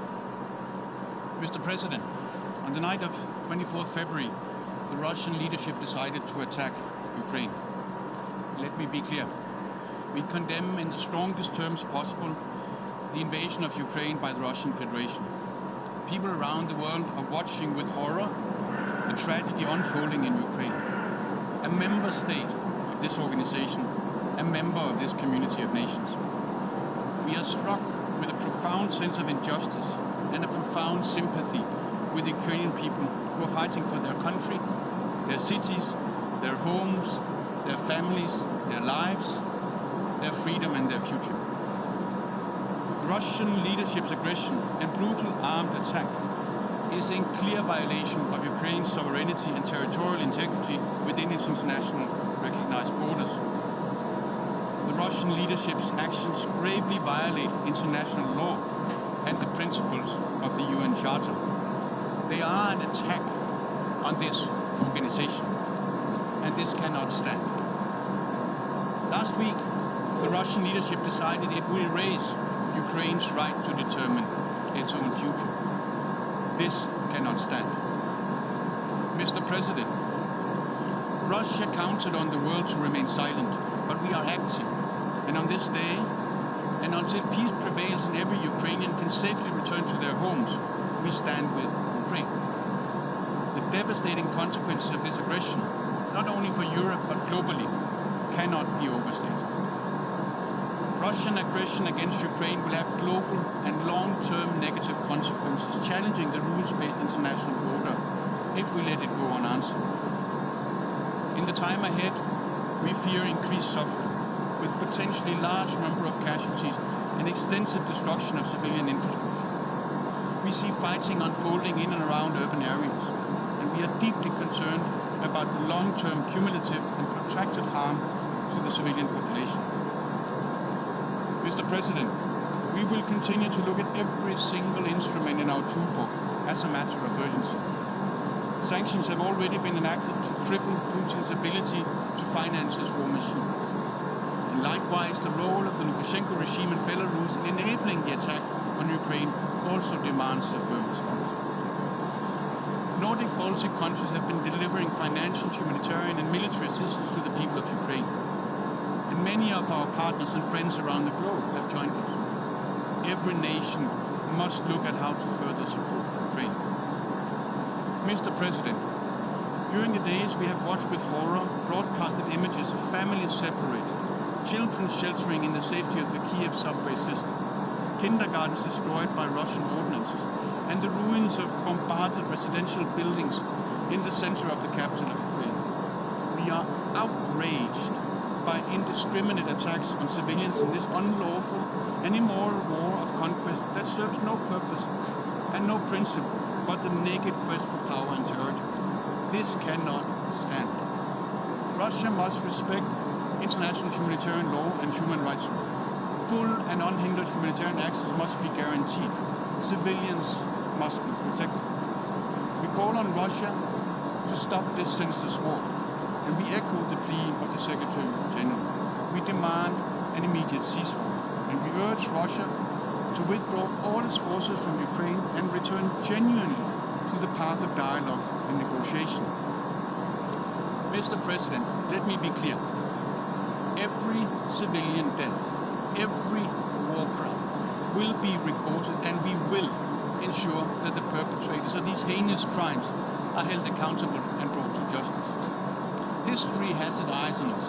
Every legal avenue available will be used to hold the aggressor to account. Ukraine has sent a request to the International Court of Justice on Russia's erroneous and absurd allegations of genocide in Ukraine, which the Russian Federation has cynically used as a false pretext for its invasion. The International Criminal Court's prosecutor has also noted that he is monitoring Russia's invasion of Ukraine and has jurisdiction to prosecute war crimes and crimes against humanity. The prosecutor's office may and will exercise its jurisdiction over and investigate any act of genocide, crimes against humanity, or war crime committed within the territory of Ukraine, as Ukraine has accepted the court's jurisdiction. We fully support the ICC's monitoring of the situation. Colleagues, the rules-based international order, which governs how states interact with one another, was put in place drawing from the horrible lessons of 2 world wars, promising one another that future generations would be saved from the scourge of war. The attack on Ukraine, the Russian invasion of Ukraine, is a direct assault on the principles and purposes of the UN Charter. This cannot stand. The matter is now in the hands of the General Assembly, where one veto cannot overrule the UN membership, where the power and legitimacy is manifested in numbers. Russia's shameful use of the veto on a matter it bears full responsibility for is completely unacceptable. As a permanent member of the Security Council, Russia has a special responsibility for maintaining peace and security, not to violate the very principles of the UN Charter. The latest meetings of the Council demonstrated the need for reform. It demonstrated who had the firmness and valor to defend the UN Charter. No country can grow and thrive in isolation. Russia knows this. The General Assembly has the power to send a firm message to Putin. And what we say today and how we vote on the resolution presented will make a difference on the ground in Ukraine and to the Ukrainian people. They will be watching us, hoping that the world will come in on the side of the UN Charter and our promise of never again. Colleagues, Russia's unlawful and brutal armed attack on Ukraine will affect and impact everyone. And if we do not join our forces to turn back this tide today, we will be even less equipped to deal with similar crises and crimes in the future, wherever, on whichever continent they occur. Over the last week, we have heard powerful statements from representatives of every continent on this planet, from Africa to Asia, from Europe to the Americas, that Russia's behavior towards a fellow member of the United Nations cannot stand. And we will hear more today. And to those who still refer to two parties to a conflict, we echo the words of a protester who had written on her side: if Russia stops fighting, there will be no more war. If Ukrainians stop fighting, there will be no more Ukraine. That is the simple reality before us. That is the simple truth. The world will hold Russia and Belarus accountable for their actions. Russia as the main aggressor, Belarus as the enabler. I thank you, Mr. President. I thank the distinguished representative of Denmark.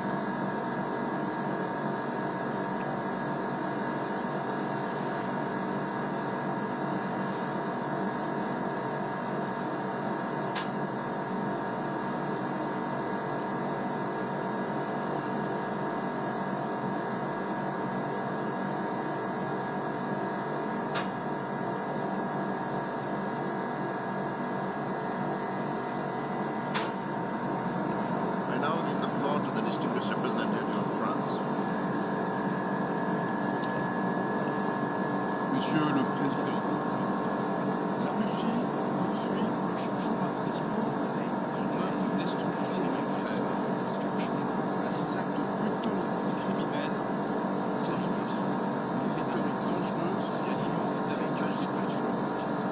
La Russie conduit cette agression armée en violation des principes fondamentaux de la Charte des Nations Unies que tous les membres de cette Assemblée ont l'obligation de respecter. Vendredi,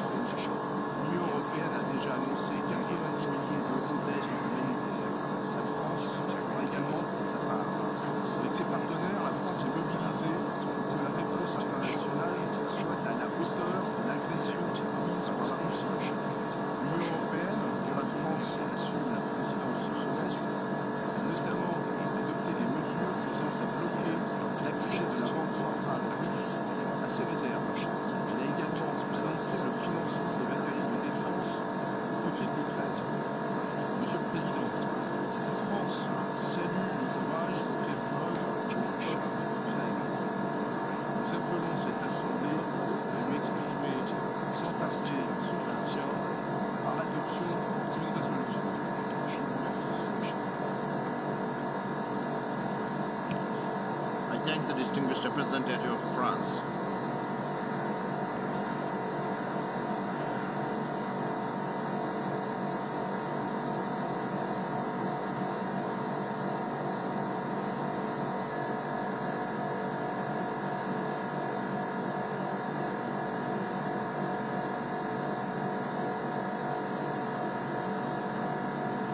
I now give the floor to the distinguished representative of the United Kingdom.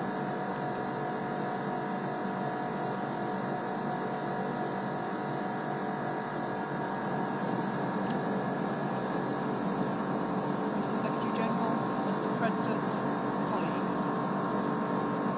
On Friday, 81 member states supported a resolution in the Security Council to stop the war in Ukraine.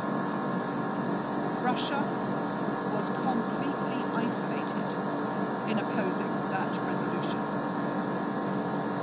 Today, we gather in the General Assembly to stand against Russia's illegal attack on Ukraine and its assault on the principles of the UN Charter.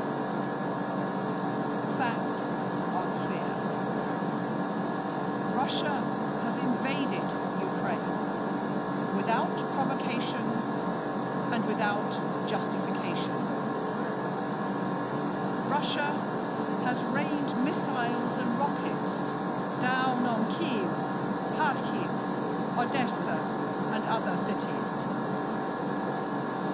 The brave men and women of Ukraine are enduring the barrage and have held their cities from Russian invaders. They are fighting for their country, for their continued future as a free and independent nation. But the humanitarian consequences are already immense. We hear of babies born in air raid shelters, children with bomb craters in their kindergartens, and today, news of the shelling of residential areas in Kharkiv. These are indiscriminate attacks on Ukrainian civilians. 7 million Ukrainians are displaced.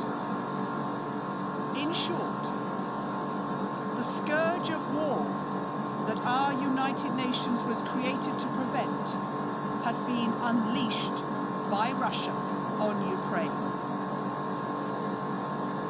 The international response to Russia's aggression has been united and swift. Around the world and here in this building, we must stand together to defend the rules and enforce the accountability that we have built together. If we do not stand up for them now, then the safety of every nation's borders and independence are at risk. That is why we also condemn Belarusian support for Russia's invasion of Ukraine. As the Secretary General said last week, Russia's actions are violations of the territorial integrity and sovereignty of Ukraine and conflict directly with the principles of the Charter of the United Nations. And as he said today, the only answer is peace. So our message today is simple. We offer our unequivocal support for Ukraine and the Ukrainian people. We call on President Putin to stop this senseless war. And we urge all fellow members of the United Nations to speak up for Ukraine and to defend the Charter. Slava Ukraini!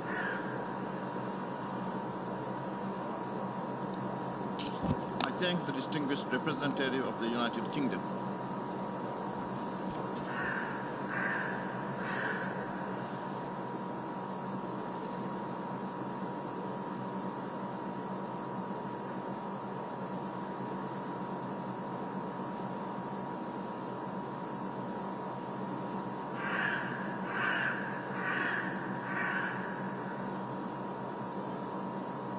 I now give the floor to the distinguished representative of Georgia.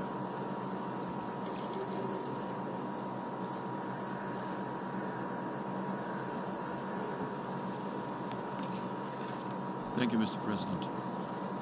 My delegation aligns itself with the statement delivered by the representative of the European Union, and in my national capacity, I would like to add the following comment. Excellencies, we have gathered today in an emergency session because the Security Council once again failed us in acting as a guardian of peace and security. So now it is upon us, the General Assembly, where we all have equal rights to vote, to stand up and make it certain that the United Nations delivers on the purpose it was created for. The use of armed force by a UN member against sovereignty, territorial integrity, or political independence of another member state violates Article 2.4 of the UN Charter and constitutes an act of aggression as defined by the Resolution 3314 of this very body, adopted by consensus. What we see in Ukraine is an act of aggression or repression, and we condemn it. Last week, I spoke from this very rostrum about Russia's pattern of behavior against its neighbors. Russia's full-scale military aggression against my country should have served as a wake-up call for all, but alas, it has not been possible to prevent a similar scenario unfolding a few years later in Ukraine. Not to repeat myself, let me just say that we in Georgia do know what the toll of war is. We do know what it is this disastrous consequences, and that is people, innocent civilians, women and children who pay the highest price. It is devastating not only for those who live through it, but passes down to generations. Let me be clear. Core principles enshrined in the UN Charter, the Helsinki Final Act, the Charter of Paris for New Europe, and the commitments taken under the Budapest Memorandum are non-negotiable nor subject to revision by any country, no matter how large or powerful it may be. Territorial acquisition through use of force or a threat to do so is illegal and impermissible. Georgia calls on the Russian Federation to immediately cease its military activities and withdraw all its forces and armaments from Ukraine, allow immediate access to all international humanitarian and human rights mechanisms wherever is needed on the entire territory of Ukraine, reverse the decisions related to the status of integral parts of Ukraine's Donetsk and Luhansk regions and Crimea, and to do so the same with regard to Georgia. Withdraw forces, allow humanitarian access, reverse the status related decision with regard to the occupied territories. Georgia was among the co-sponsors of the draft Security Council resolution that got vetoed, and we are the co-sponsors of the draft General Assembly resolution that is soon to be considered. This resolution, although it concerns Ukraine, is a watershed moment for all of us, and I would dare say for the future of the rules-based order and our United Nations. So I call on you to vote in favor of the proposed draft, to vote to save the succeeding generations from the scourge of war, to vote for the United Nations. And in conclusion, we welcome the Secretary General's decision to scale up the United Nations humanitarian operations in and around Ukraine. And let me once again reiterate Georgia's unwavering support of independence, sovereignty, and territorial integrity of Ukraine within its internationally recognized borders, including Crimea and Donbass, and Ukraine's navigational rights in its territorial waters. I thank you. I thank the distinguished representative of Georgia.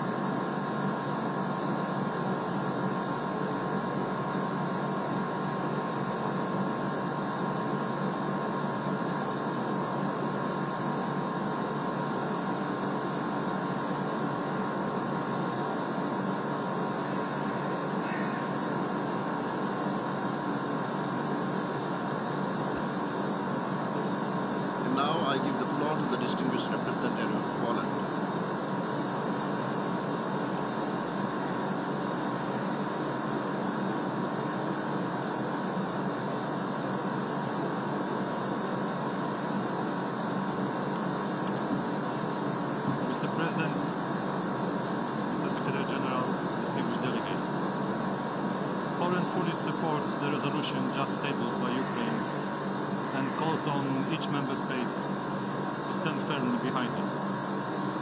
We deeply believe that through this act we will demonstrate our adherence to the principles enshrined in the UN Charter. Only by upholding those fundamental principles we can see the truly peaceful and long-term solution to the conflict caused by the Russian aggression in Ukraine. In that sense, the resolution we are about to vote paves the way to a meaningful diplomatic effort to end the atrocities of this war. To achieve peace, Poland, as the current chairmanship in office of the Organization of Security and Cooperation in Europe, called yesterday for the immediate ceasefire in Ukraine to let humanitarian organizations deliver assistance. But these appeals for peace are even more urgent when you look at the events in Ukraine from a close distance perspective. Let me tell you how we, Poles, see and respond to the horrors of this war as neighbors and friends of Ukraine. There is no doubt that we are confronted with one of the biggest humanitarian crises in Europe since World War II. In the first 3 days of Russian aggression, facilitated by the complicity of the Belarusian regime of Alexander Lukashenko, we witnessed more than 500,000 people fleeing Ukraine, 300,000 of which found refuge in my home country. We keep our borders open. Our diplomatic missions help those who seek refuge in Poland. The nationals of all countries who suffered from Russian aggression or whose life is at risk can seek shelter in my country. And I can tell you, only for the first half of today, we welcomed people of 125 nationalities fleeing Ukraine to Poland. That means it concerns us all. The list of these nationalities are too long to read to you, so I'll just read the first, those with more than 100 nationals fleeing to Poland only today in the morning. Ukraine, Uzbekistan, Nigeria, India, Morocco, Kazakhstan, Pakistan, Afghanistan, Poland, Belarus, Iran, Turkey, Algeria, and Russia. This refuge applies also to the students, which I understand is a serious concern of some colleagues here in the chamber. The students are also welcome to Poland, and they are offered to continue the studies in Poland. We know that some of the missions here in New York were targeted by the disinformation suggesting discriminatory practices at the Polish-Ukrainian border based on race and religion. I can tell you this is a complete lie and a terrible insult to us. Besides giving refuge, Poland delivers to those who suffer a very practical and tangible help. My government organized special trains for the elderly and mothers with small babies, as well as convoys with supplies and medical aid. There are 7,000 beds in 20 hospitals ready for those wounded and sick, and I want to announce that the first Ukrainian refugee babies were born in Poland in the last 24 hours, and the first life-saving operations were carried out for the elderly in our hospitals. Poland stands ready to cooperate closely with you and OCHA, the National Committee of the Red Cross, and other humanitarian organizations to ease the burden of the civilians targeted by the Russian aggression. But what I am most proud of is the outpour of spontaneous readiness to help by individuals. Polish families are opening their homes to refugees. They offer clothes, food and accommodation. Thousands of private cars are coming from all over Poland to pick up those across the border. On the first 2 days, we experienced long traffic jams because of the number of cars coming from all corners of Poland. Polish people stand in lines for hours to donate blood for Ukraine. The scale of help was offered was so big that the government opened a special website, Helping Ukraine, where volunteers can register and get guidance on those in need. While diplomats in my mission are fulfilling our diplomatic duties here in New York, our family members and friends are welcoming refugees coming directly from the war zone. In this conflict, Poland may not be a geopolitical superpower, but we want to be a solidarity superpower. And this is how we want to change the grim reality for better. At the same time, I would like to pay a tribute to those Ukrainians who defend their motherland and continue to stand for their country's freedom. Those are not only soldiers, but also people like Vasilina, a 30-year-old mother of two small daughters, living in a village near the Polish-Ukrainian border. When offered a trip to Poland by my family, she answered, "I cannot leave Ukraine now.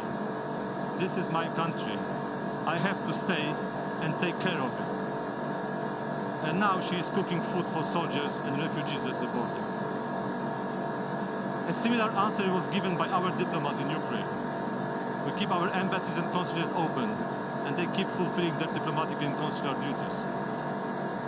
Let me share you, colleagues, the message to you I received today in the morning from our ambassador, Bartosz Cichowski, in Kyiv. I quote, "I am at the Polish ambassador to Ukraine. I work in Kyiv, a city the size of Berlin, inhabited by over 4 million people. From Thursday morning, I have to hide from the bombing in my basement several times a day. I wake to exchanges of machine gun fire. Windows are shaking from the missile detonations. I am convinced that right now, when you are deciding in New York, hundreds of thousands of terrified residents of Kharkiv, Dnipro, Zhytomyr, Mariupol, Lviv and Kiev look at you with hope and faith in the power of international law." End of quote. And I wish to conclude by a reference to the warning expressed by a 19th century Russian novelist, Fyodor Dostoevsky, in his book with a meaningful title, Crime and Punishment. The message of the book is following. When someone, just like Raskolnikov, thinks he is exceptional and free from moral obligations, and therefore feels entitled to committing a crime of murder, in the end, he faces the punishment from the crime itself. Because committing a crime is already one's biggest punishment. There is no crime without the punishment. Thank you very much. I thank the distinguished representative of Poland.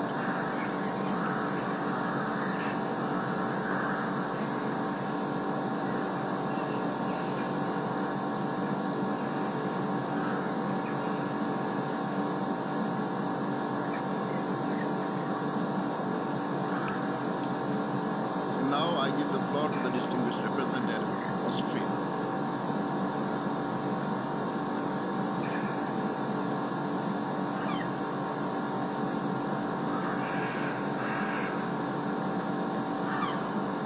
Thank you, Mr. President. And as usual, Austria aligns itself with the statement by the European Union. However, we also want to add our voice in our national capacity, because what is currently being deliberately inflicted upon Ukraine does not allow us to remain silent. Excellencies, colleagues, fellow Ukrainians, let me start by thanking you, Mr. Secretary General, for your clear words this morning and these past days. We are grateful to see that the United Nations is there to help those suffering and in dire need of help. We meet here today to discuss the Russian aggression against Ukraine, to discuss the violation of Article 2.4 of our UN Charter. That we meet here today in this room is a good thing and a bad thing. It's bad because it means after several days since Russia launched its aggression against the sovereign territory of Ukraine, we are still witnessing military attacks, terrible human suffering, and loss of life. It's also bad because questions of peace and security should be addressed by the Security Council. As primary responsible for upholding international peace and security, the Security Council cannot remain silent when basic principles of our international rules-based order are trampled by military boots and squashed by tanks. Last Friday, however, the Security Council decision was blocked by the veto of a permanent member, the Russian Federation. Even though 81 members of the international community supported draft resolution of the core headquarters. Yes, the veto power is foreseen in the UN Charter, but so is the obligation to uphold UN principles. If in the 21st century the Security Council is blocked in a situation that constitutes a blatant breach of international law, we should ask ourselves if this system of veto powers is still able to regulate our international relations. Yet, colleagues, our meeting here today is also good. It's good that the General Assembly is there to step in if the Security Council cannot fulfill its mandate. And it's good that we now have the opportunity here in this General Assembly Hall to raise our voices, to recall the principles of the UN Charter, our Charter, and to state clearly that we will not stay silent if the Charter is violated in the most serious way. This is our right. This is our obligation as members of the organization.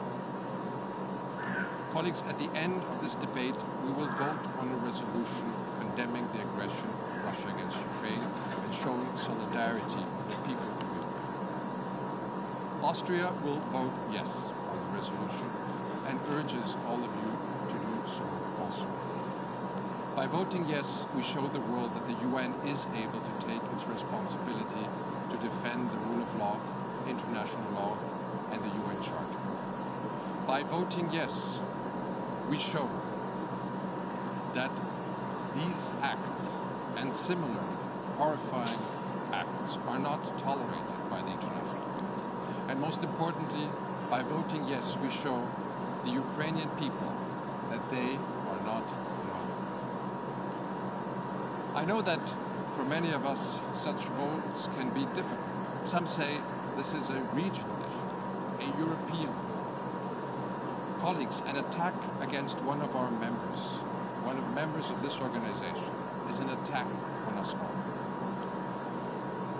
In our interconnected world, our world is one region. Cyber weapons strike everywhere. Missiles have global reach.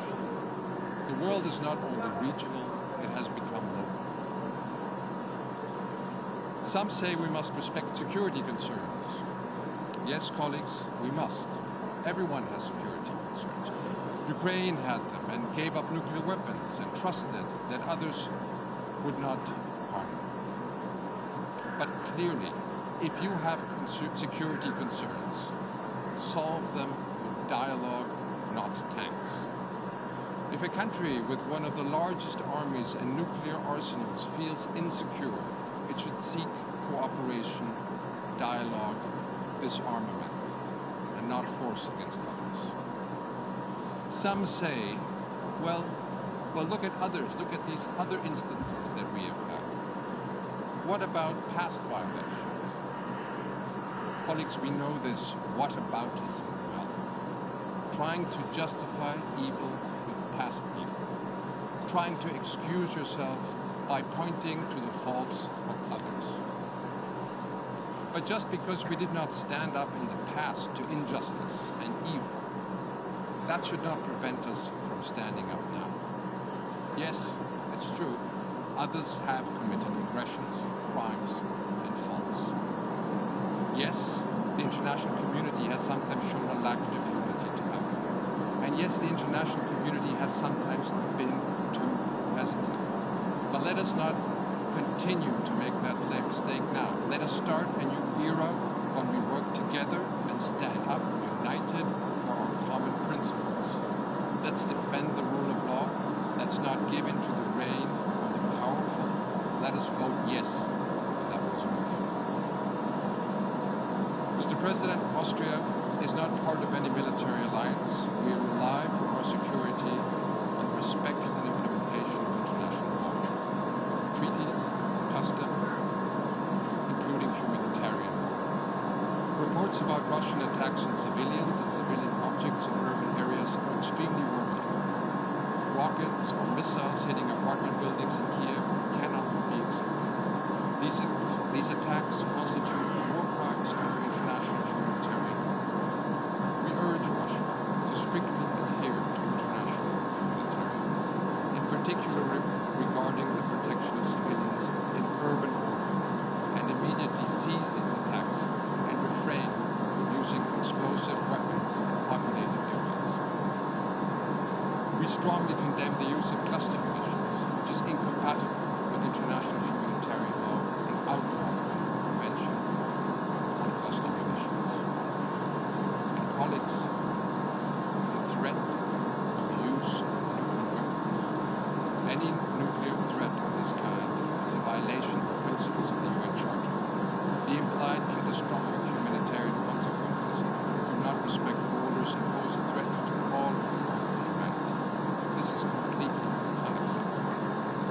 perpetrators and those responsible for these crimes need to be held accountable. The International Criminal Court may exercise jurisdiction over and investigate any acts of genocide, crime against humanity, or war crimes committed within the territory of Ukraine.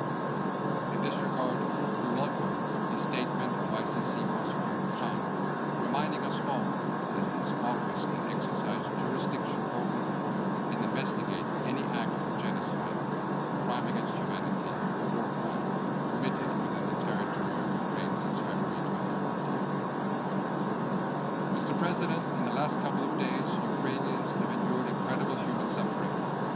In order to help ease the humanitarian catastrophe, Austria contributed 2.5 million euros to the ICRC and NGOs, and additional humanitarian assistance will be decided soon. Those organizations' valuable work must be ensured by guaranteeing humanitarian access. Colleagues, in sum, Austria condemns the Russian aggression against Ukraine. Austria calls on Russia to reverse its decision to recognize the self-proclaimed Donetsk and Luhansk People's Republics, which represents a grave violation of sovereignty and territorial integrity of Ukraine. Austria urges Russia to immediately withdraw its troops, stop any further bloodshed, and return to the path of peaceful dialogue like any member of the UN is obliged to do. Vienna is ready to host and facilitate such dialogue. We hope that today's start with bilateral discussions between delegations from Ukraine and Russia can serve as a first step towards an urgently needed ceasefire. And colleagues, we call on you to vote yes to today's resolution. I know it's not always easy. Many of us have good relations with Russia, love the culture, admire the traditions, and have good Russian friends. But a good friend, an honest friend, will speak up and say what needs to be said to do, what needs to be done when a friend commits an evil act. This is what this resolution is for. Imagine for one moment that you are in Ukraine's shoes. What would you expect from the UN, from this General Assembly, if you were in Ukraine's place? In this dark hour, it is our moral, our legal obligation to condemn the violations of the Charter and show solidarity with the victim of aggression. Austria will show its full solidarity with Ukraine, the Ukraine government, the Ukrainian people who stand. Thank you. I thank the distinguished representative of Austria.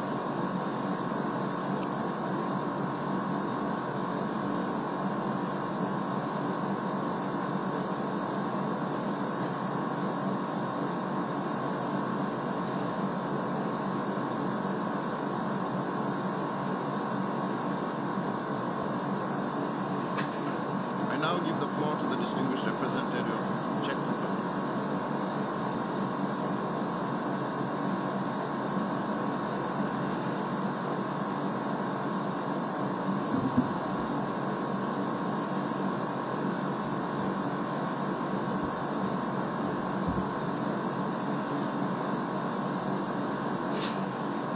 President, Secretary General, Excellencies.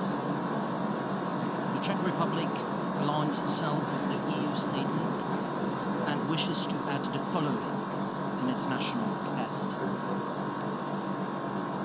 Let me begin with the most important words I can say here today. We urge Russia to stop immediately its military actions and to unconditionally withdraw all its forces and military equipment from the entire territory of Ukraine. We are meeting here today at a critical moment, not just for Ukraine or Europe, but for the United Nations as a whole. A permanent member of the UN Security Council has started a war of aggression against a fellow UN member state. It is a blatant violation of international law. It is a flagrant violation of the UN Charter and its principles, which all we should uphold and abide by. This seminal document was written with the express purpose of averting the scourge of war. Russian President Putin chose to reject diplomacy and multiple offers for talks. Instead, he decided to launch a savage conquest, inflicting untold pain and suffering on the people of Ukraine. There are horrific reports coming from Ukraine. Civilians, including children, being killed in their hometowns. Families separated, hundreds of thousands of people forced to flee for their lives. Mr. President, let me make it crystal clear. Russia and its people are under no threat from Ukraine or NATO. We condemn in the strongest terms Mr. Putin's threat of using nuclear weapons. Indeed, it is a very dangerous rhetoric and only further exacerbates the overall security situation. Nothing can justify the use of nuclear weapons. Mr. President, Russia must be held accountable for its aggressive actions. Ukraine has accepted the jurisdiction of the International Criminal Court related to genocide, crimes against humanity, and war crimes. We will be looking to the ICC to prioritize investigations of crimes committed in Ukraine. Similarly, we strongly support Ukraine's filing of a case against Russia at the International Court of Justice, requesting the ICJ to order Russia to cease its unlawful attack on Ukraine and to stop Russia's false claims that acts of genocide have been perpetrated in the Luhansk and Donetsk Oblast of Ukraine. Mr. President, I would like to reiterate my country's unwavering support for the sovereignty, territorial integrity, and independence of Ukraine within its internationally recognized borders, including the illegally annexed Crimea. This is why the Czech Republic throws its full support behind the draft UN General Assembly resolution. The people of the Czech Republic stand firmly with Ukraine. The suffering of innocent civilians in Ukraine has raised a huge wave of solidarity among our people. Humanitarian aid is pouring across the border and to border regions where Ukrainians are fleeing in a desperate search for safety. The Czech government, local communities, as well as individuals, have offered and provided help to the people who have fled from the suffering caused by the Russian aggression, and we will continue to do so. Mr. President, we deeply regret the use of a veto by the Russian representative last Friday to block the UN Security Council resolution. This prevented the UN Security Council from fulfilling its fundamental role to maintain international peace and security. It is yet another proof of Russia's blatant disrespect for this organization. However, the large number of co-sponsors of the draft resolution clearly demonstrated the prevailing opinion of the international community. Mr. President, Russia cannot veto the reality on the ground. And let me here echo the words of the UN Secretary General speaking after last Friday's vote in the Security Council. The United Nations was born out of war to end war. Today, that objective was not achieved. We must never give up. We must give peace another chance. Dear colleagues, we, the representatives of 193 nations emergency special session of the UN General Assembly have a solemn duty to uphold the purpose and basic principles of the UN Charter and international law.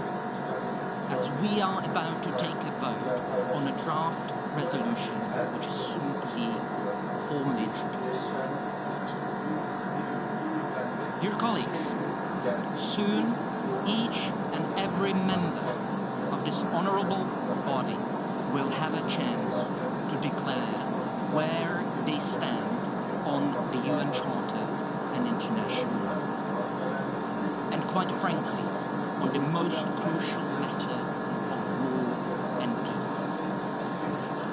Excellencies, colleagues, I'm making a plea to each and every one of you representing here all UN member states. Please, vote for this resolution. Vote with your conscience. Vote for the end of bloodshed and human suffering. Vote for peace. Vote for the UN Charter and international law. Vote for all the good our United Nations was founded to represent. And please let us not forget, the whole world is watching. Thank you. I thank the distinguished representative of the Czech Republic.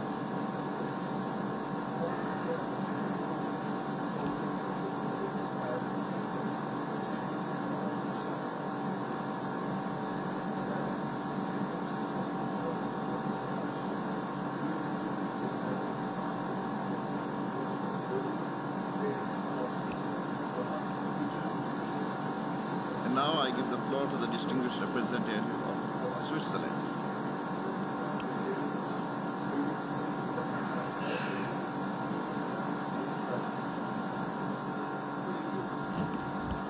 Monsieur le Président, Monsieur le Secrétaire Général, comme Dag Hammarskjöld l'avait énoncé avec beaucoup de clarté, les Nations Unies n'ont pas été créées pour nous amener au paradis, mais pour nous sauver de l'enfer. Et pourtant, ce que la population en Ukraine vit pendant ces jours ressemble beaucoup à ce à quoi nous nous sommes engagés à éviter. C'est pourquoi cette Assemblée se réunit aujourd'hui face à une guerre qui a déjà coûté la vie à de nombreuses personnes. Chaque vie perdue est une.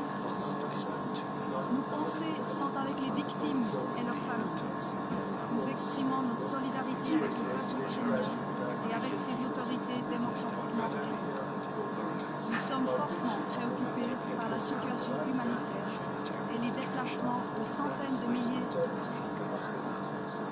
Cette Assemblée se réunit aujourd'hui à la demande du Conseil de sécurité, faute de consensus entre ses membres permanents.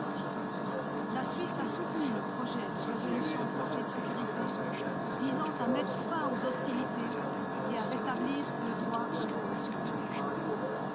Le blocage de cette résolution par le veto d'un membre permanent est contraire à l'article 27 de la Charte. La Fédération de Russie, en tant que partie au conflit, aurait dû s'abstenir de voter. Nous soutenons pleinement le projet de résolution de l'Assemblée générale et appelons tous les États membres à en faire de même. La Suisse condamne fermement l'attaque de la Russie contre l'Ukraine. Elle est également préoccupée par l'utilisation du territoire bélarusse pour mener cette opération militaire. Les tentatives russes pour légitimer son action ne sont pas acceptées. Il n'y a eu aucune provocation permettant de justifier un tel acte. Nous appelons la Russie, comme tous les États dotés d'armes nucléaires, à s'abstenir de toute menace d'utilisation de ces armes, voire de leur utilisation. La Russie vient de se joindre à une déclaration des P5 qui réaffirmait qu'une guerre nucléaire ne peut être gagnée, ne doit jamais être menée. La Suisse réitère son plein soutien à l'indépendance, à la souveraineté et à l'intégrité territoriale de l'Ukraine, à l'intérieur de ses frontières internationalement reconnues. La Suisse appelle à nouveau toutes les parties à respecter le droit international humanitaire, ainsi que les droits de l'homme. Nous condamnons toutes les violations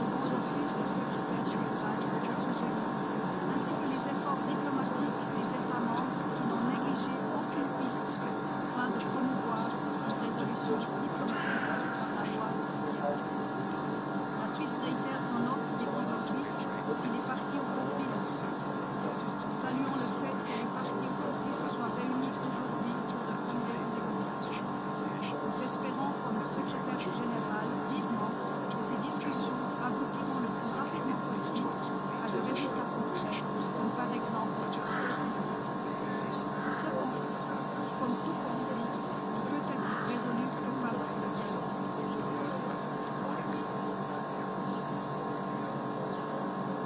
I thank the distinguished representative of Switzerland.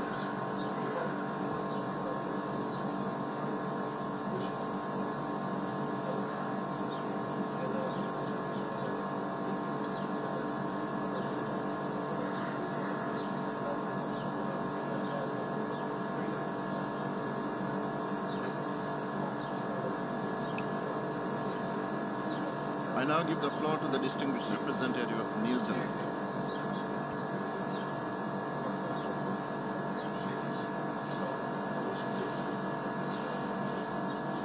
Mr. President, Secretary General, today our thoughts are with the people of Ukraine as they continue to fight Russia's large-scale invasion.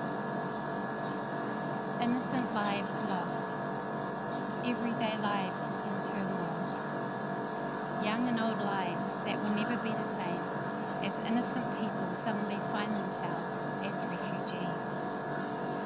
The worst part of the trauma we see unfolding in front of us is knowing that it was completely avoidable. New Zealand is in no doubt that the conflict in Ukraine is a direct result of the unprovoked and unjustified actions of Russia and its decision to flagrantly ignore international law.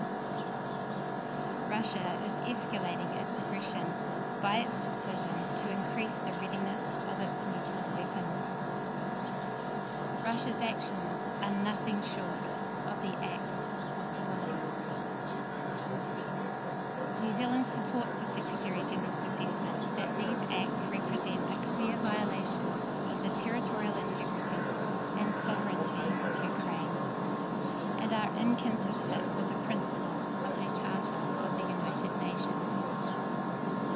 In standing in support of Ukraine, we are also standing in defence of the UN Charter. We cannot pick and choose when to espouse the centrality of the Charter.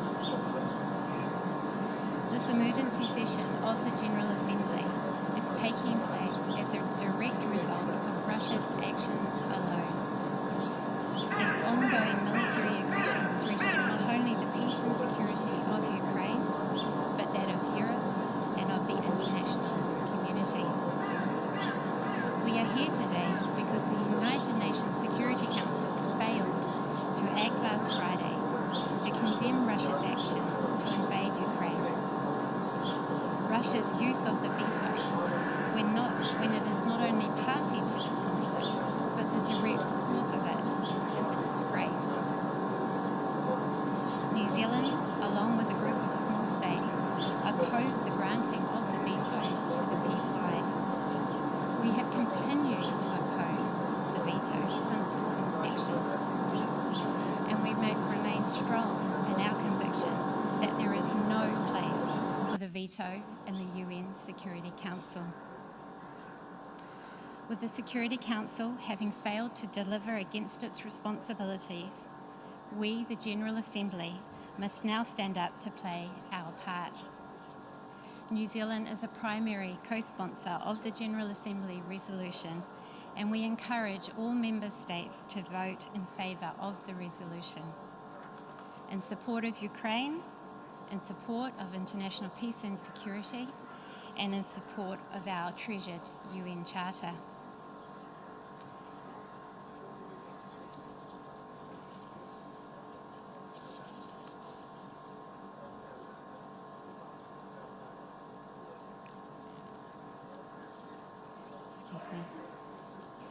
New Zealand has consistently expressed our strong support for international efforts to de-escalate the Ukraine crisis diplomatically.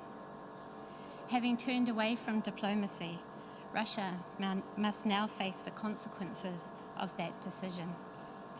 New Zealand has joined other member states in implementing measures to respond to Russia's actions, including introducing targeted travel bans against Russian government officials and other individuals associated with the Russian invasion of Ukraine, and prohibiting the export of goods to Russian military and security forces. Our thoughts today must be with the people of Ukraine, who are now facing a humanitarian crisis caused by the conflict.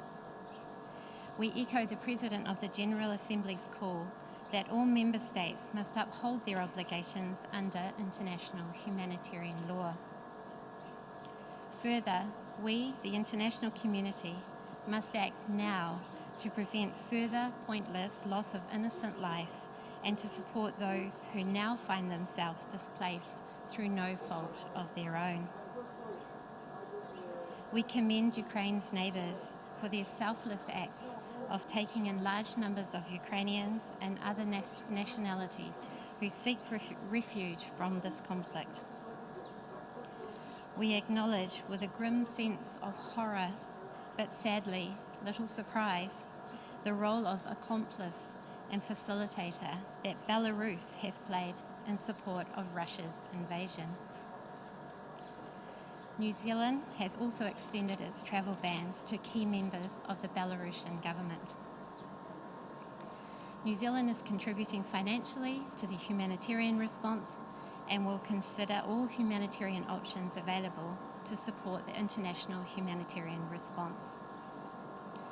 We welcome France and Mexico's tabling of a humanitarian resolution in the United Nations Security Council today. Finally, Aotearoa New Zealand is a proponent of peace and reconciliation. In this vein, we say to Russia, act consistently with your international obligations. Cease military operations in Ukraine.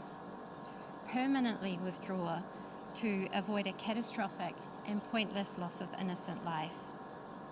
Take all possible steps to protect civilians in line with international humanitarian law and return to diplomatic negotiations as a pathway to resolve this conflict. Thank you. I thank the distinguished representative of New Zealand.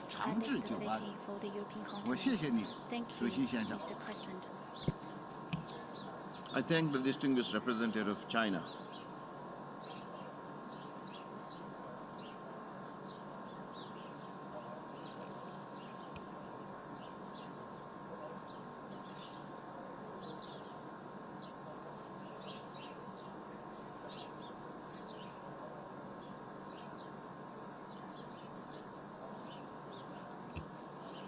I now give the floor to the distinguished representative of Bulgaria.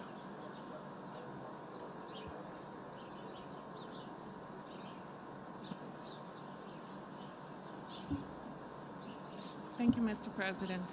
Mr. President, distinguished delegates, Bulgaria aligns itself with the statement delivered on behalf of the European Union, and I would like to highlight a few points in my national capacity.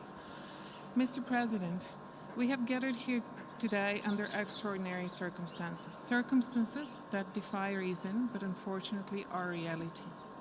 And that reality is that the Russian Federation, a permanent member of the Security Council, is executing an act of aggression against Ukraine, a founding member of the UN. Bulgaria condemns in the strongest possible terms this unprovoked and unjustified military aggression, which is in gross violation of international law and of the principles of the UN Charter. The illegal military aggression of the Russian Federation against Ukraine not only undermines global security and stability, but also puts the international rules-based order in jeopardy. It is deplorable that the Russian Federation used its veto power to prevent the Security Council from exercising its primary responsibility for maintenance of international peace and security. However, the decision of the Security Council to urgently refer the matter to the General Assembly by calling an emergency special session demonstrates the resolve of the rest of the Council to do everything possible to address this serious act of aggression. The fact that for the first time in 40 years, the Security Council takes such a decision speaks of the gravity of the situation.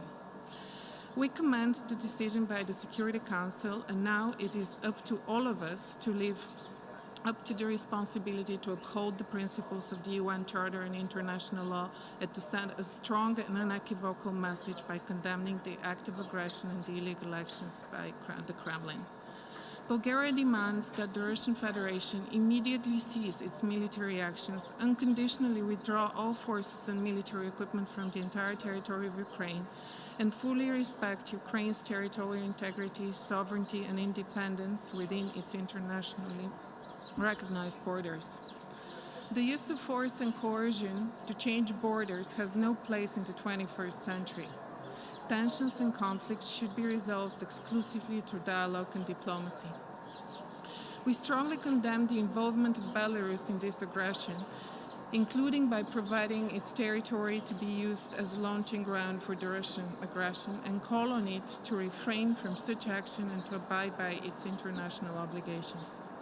The reports of civilian casualties, including of children, and the destructions of civilian infrastructure, including critical infrastructure, are deeply concerning. We are particularly outraged by the use of weapons that have indiscriminate effect in residential areas and against the civilian population. This is unacceptable and must stop immediately. We call on the Russian Federation to fully respect international humanitarian law and international human rights law, and to allow safe and unhindered humanitarian access and assistance to all persons in need. The Russian Federation bears full responsibility for this aggression and all the destruction and loss of life, and the leadership of the Russian Federation should and will be held accountable in accordance with international law.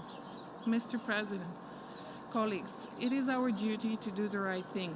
We need to stand together against any act of aggression and against any violation of the UN Charter. We need to fiercely defend the principles of the UN Charter, international law, and the rules-based order, because they are our only guarantee for peace. We cannot turn a blind eye when a blatant act of aggression is being executed against a sovereign, peace-loving nation. Today, it is against Ukraine. Tomorrow, it could be against any one of us. In conclusion, I would like to reiterate Bulgaria's unwavering support for the sovereignty, independence, unity, and territorial integrity of Ukraine within its internationally recognized borders. I would also like to thank the Ukrainian people for their extraordinary courage and resilience. You're not alone. Thank you. I thank the distinguished representative of Bulgaria.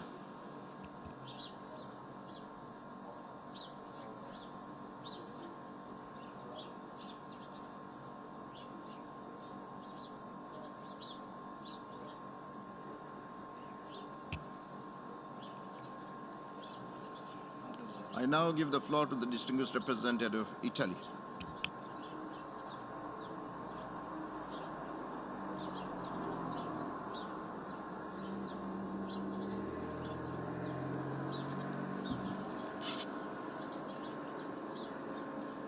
Mr. President, Mr. Secretary General, dear colleagues, Italy aligns itself with the statement of the European Union and wishes to add the following remarks in its national capacity. We do welcome the convening of this special emergency session. Following the impossibility for the Security Council to discharge its duties and adopt its own resolution on the matter, due to the veto of the Russian Federation, the General Assembly had an obligation to make its voice heard in front of such a grave threat to international peace and security. We are thankful to those members of the Security Council that made this possible. Italy, together with its EU partners and allies, has made its position clear all along throughout this entire crisis, with statements and consistent acts, standing firmly in support of the sovereignty and territorial integrity of Ukraine and in full solidarity with Ukrainian people. The unprovoked aggression decided by the Russian leadership is a blatant violation of international law and the UN Charter, and, as such, it has to be condemned in the strongest possible terms. The involvement of Belarus as a facilitator of the Russian aggression is also to be condemned. In close coordination with the EU partners and allies, we have implemented unprecedented economic and financial sanctions, including on Belarus. As already stated, further steps will have to be taken if the assault against Ukraine continues. We call upon the Russian Federation to stop immediately its action and to withdraw its military forces from the territory of Ukraine within its internationally recognized borders extending to territorial waters. We urge the Russian Federation to respect the principles set in the UN Charter and in the Declaration of Friendly Relations, to abide by the Minsk agreements and to redirect urgently its action towards a peaceful solution. We trust that the General Assembly will, through the adoption of the tabled draft resolution, show cohesion and determination in dealing with a situation that is threatening the existence of a member state, causing a growing number of casualties, including civilians and children, and ultimately is undermining the very essence of multilateral relations. Mr. President, Russia's actions are causing enormous human suffering and triggering a humanitarian disaster. We express our heartfelt solidarity with Ukraine and its people, and we mourn all the victims of this безмысленная война, of this senseless war. Together with our partners and building on the support it has to be provided since 2014, Italy is scaling up its financial and material support to strengthen the capabilities and resilience of Ukraine, with an amount of around 110 million euros in aid, credit and grants and additional contributions. We are also determined to provide increased humanitarian support to assist the people of Ukraine in these dramatic circumstances. In this context, international humanitarian law must be upheld. Safe and unhindered humanitarian access must be granted. The humanitarian staff must be protected. We welcome the convening of a meeting of the Security Council on the humanitarian dimension of this crisis later today, and we hope that the discussions will lead to the adoption of a concrete deliverable. Lastly, we acknowledge and support the statements of the Secretary General in defense of the principles of the UN Charter and his action in support of the humanitarian needs in Ukraine. Italy will remain actively engaged in close coordination with its European partners and allies, and reaching out to the broader UN membership in favor of the immediate halt of this aggression and in support of the urgent return to a peaceful path. I thank you, Mr. President. I thank the distinguished representative of Italy.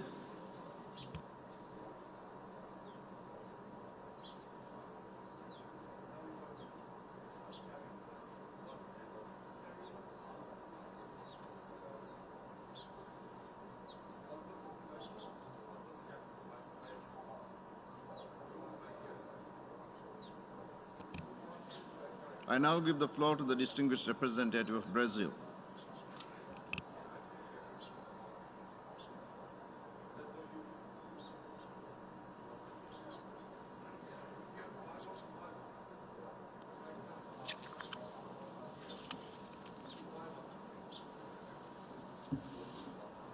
Mr. President, Mr. Secretary General, this is a defining moment for our organization and for the world. When the drafters of the Charter envisaged our collective security system back in 1945, they probably thought they had seen the worst in terms of tragedy and human suffering. If they were here today, they would doubt that assessment. We are under a swift escalation of tensions that could put all of humanity at risk, but we still have time to stop it. Brazil voted in favor of the draft resolution before the Security Council on the situation in Ukraine.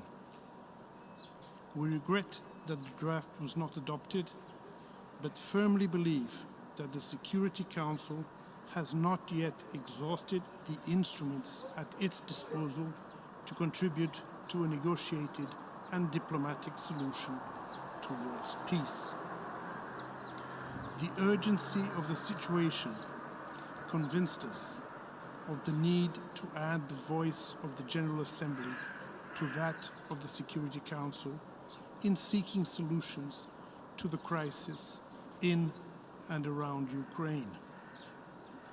No one can deny the primary responsibility of the Security Council for the maintenance of international peace and security, nor the complementary role that this Assembly can play to that end. Brazil welcomes the engagement of the Secretary General in attempting to de-escalate the growing tensions. It also notes that Ukraine has initiated a case in the International Court of Justice based on the Genocide Convention. This is the moment for the principal organs of the United Nations to work together in pursuing one of the organization's main objectives, to save us from the scourge of war. For that, we need to be exceedingly cautious in moving forward, both in the General Assembly and elsewhere. We are currently witnessing a succession of events that, if not contained soon, could lead to a much broader confrontation. Everyone will suffer, not just those who are fighting.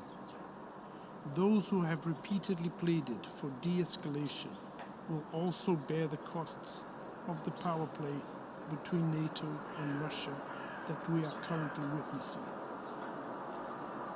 Over the last years, we have seen the progressive deterioration of the security situation and balance of power in Eastern Europe. The undermining of the Minsk agreements by all parties and the discrediting of the security concerns voiced by Russia prepare the ground for the crisis we are all witnessing. Let me be clear, however, this situation in no way justifies the use of force against the territorial integrity and sovereignty of any member state.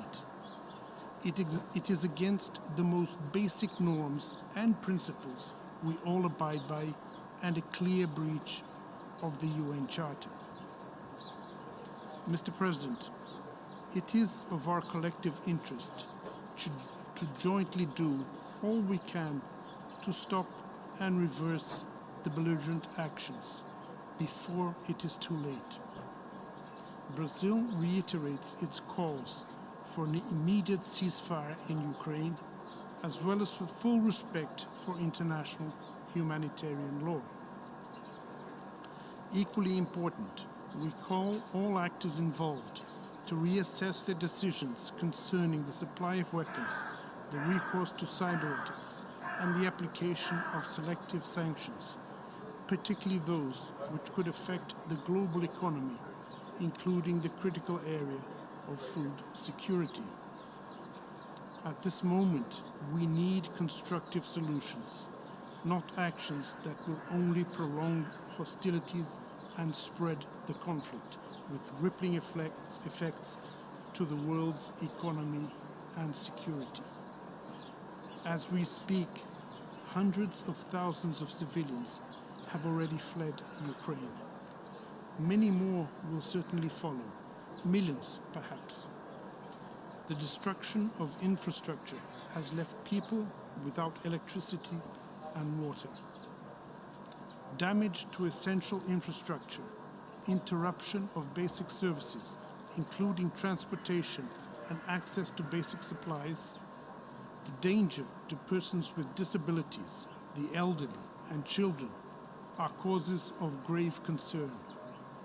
There are pressing humanitarian needs for medical services, medicines, health equipment, shelter, and protection.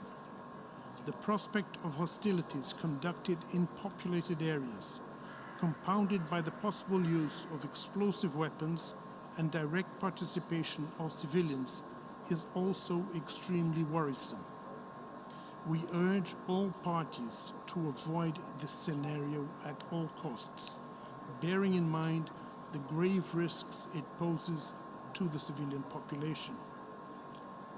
We call on all parties to adopt measures to ensure the protection of civilians and of critical civilian infrastructure, as well as to ensure unhindered humanitarian access to all those in need and the protection of refugees and displaced persons.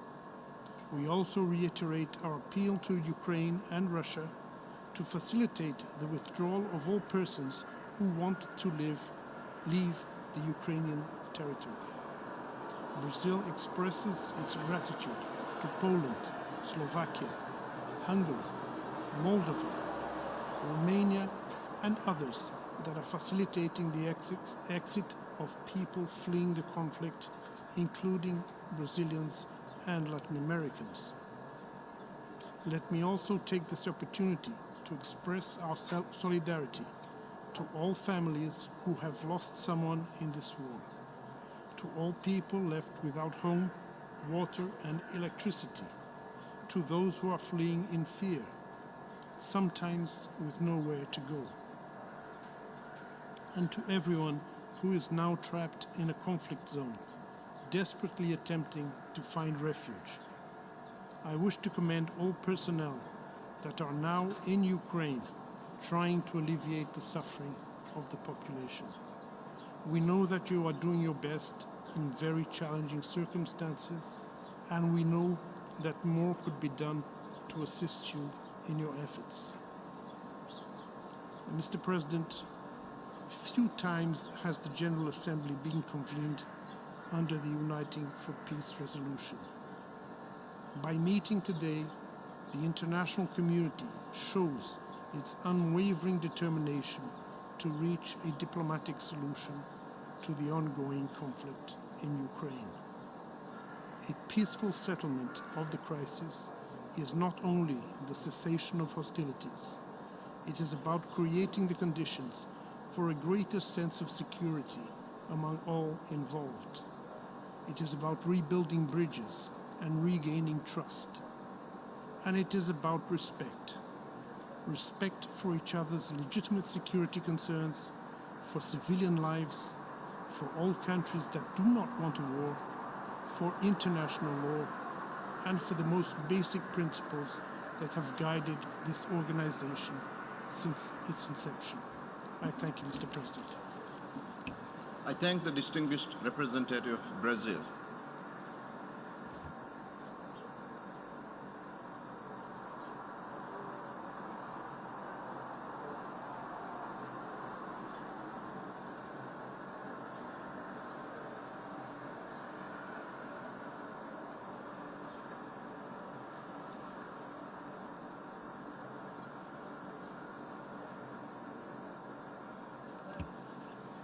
I now give the floor to the distinguished representative of Canada.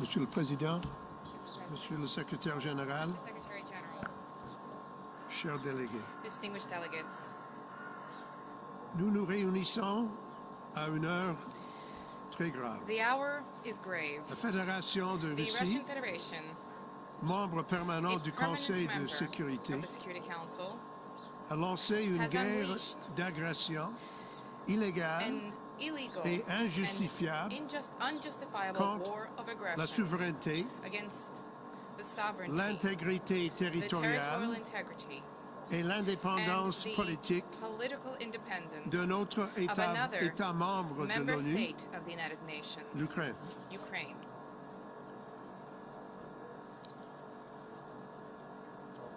Les notions de la Russie constituent une violation. Les actions de la Russie Actions of the Russian constituent Federation une constitute violation flagrante an de la Charte egregious des Nations Unies, violation of the Charter of the United de ses Nations objectifs and of its purposes et de ses and of its principes. principles.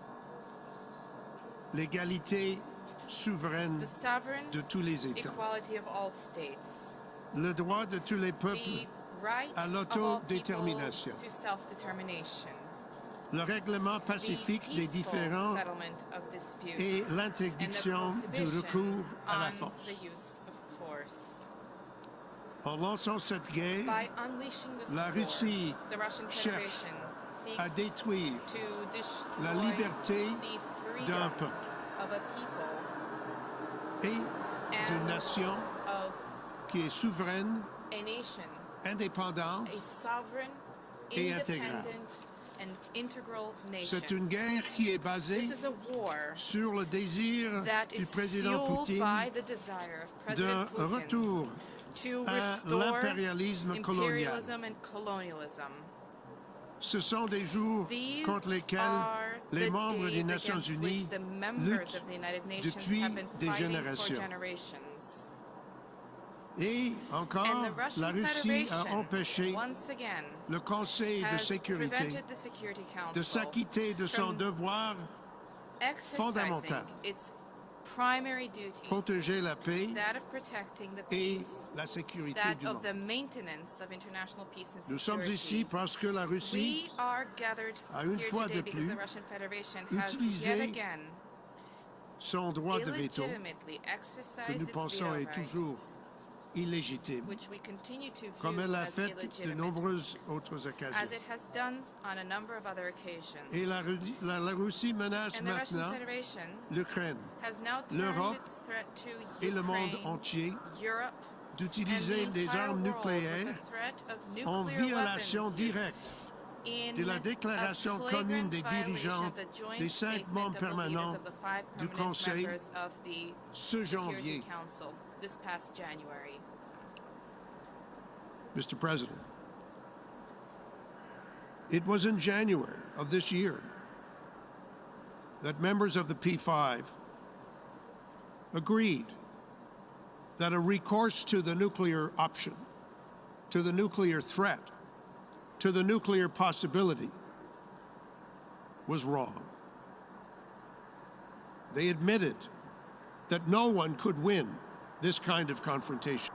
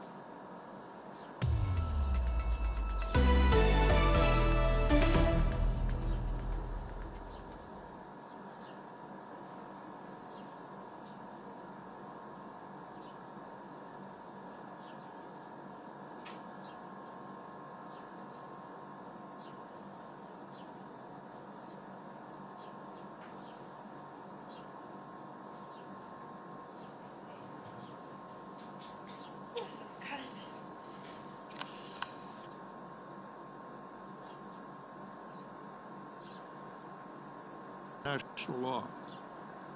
And they are acts that could amount to war crimes under international humanitarian law. Those acts flow directly from decisions that were made by President Putin and his inner circle, that were enabled by Belarus and their leaders, and carried out by Russia's armed forces and its proxies. These crimes began with an idea. What was the idea? We don't have to invent it. All we have to do is read President Putin's speeches and watch his declarations. The idea that a group of people are lesser, unequal, and unworthy, worthy of the protection of the law. The idea that a people, in fact, do not exist as a people, that they don't have a right to be themselves, that they don't have a right to their own nation, to their own country, that they have no right to the protection of the Charter.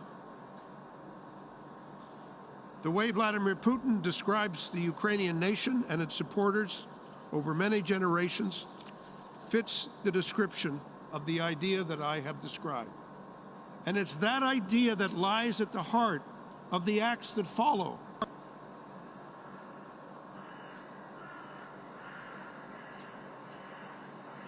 Oh, hier ist der Schaltraum in Berlin. Guten Abend, können Sie mich hören?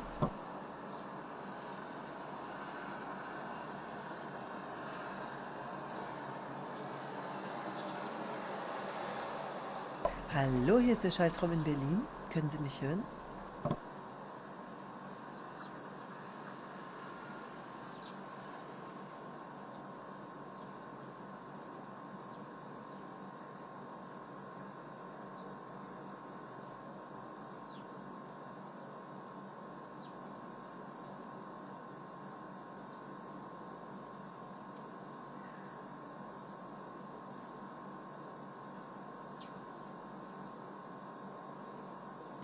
Muy buenas tardes, ¿me escuchas ya?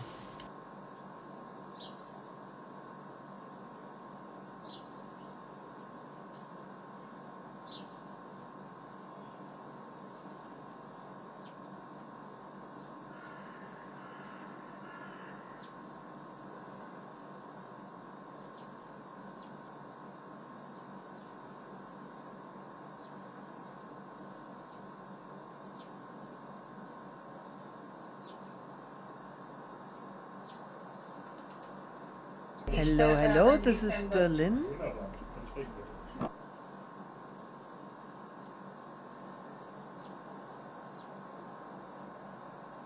Hello, this is Berlin. Can you hear me?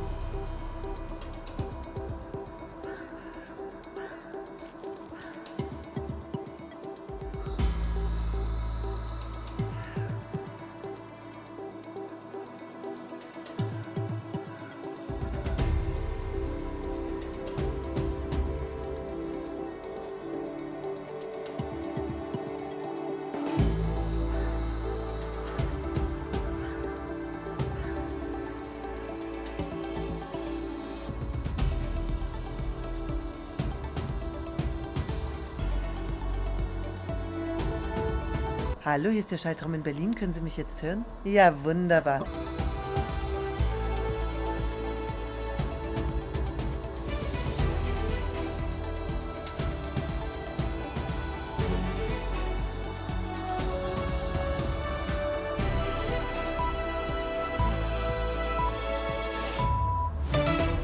¿Qué tal? Muy buenas tardes, América Latina. Bienvenidos aquí a las noticias en DW Deutsche Welle. Los saludamos desde Berlín, Alemania, desde nuestros estudios. Yo soy Pia Castro y les contamos que rusa y ucraniana finalizaron su primer encuentro de negociaciones para poner fin a la guerra que entra ya en su quinto día. Habrá una segunda ronda de diálogos en la frontera ahora entre Polonia y Bielorrusia. Los detalles. El lunes, mientras las delegaciones de ambos países estaban reunidas, se produjeron unos fuertes enfrentamientos en la segunda ciudad más importante de Ucrania, en Kharkov, en el este del país, donde las autoridades locales dieron cuenta de al menos 11 civiles fallecidos. Kannst du mich hören, liebe Xenia? De las Naciones Unidas Gut, danke schön. Extraordinaria, una reunión excepcional de los 193 miembros de las Naciones Unidas, la primera de este tipo en 40 años, se inició con un minuto de silencio en memoria de las víctimas de la invasión rusa en Ucrania. Y los rusos se apresuran a retirar y cambiar su dinero lo antes posible. El rublo, la moneda rusa, se desploma a mínimos históricos cuando las sanciones occidentales empiezan a hacer mella.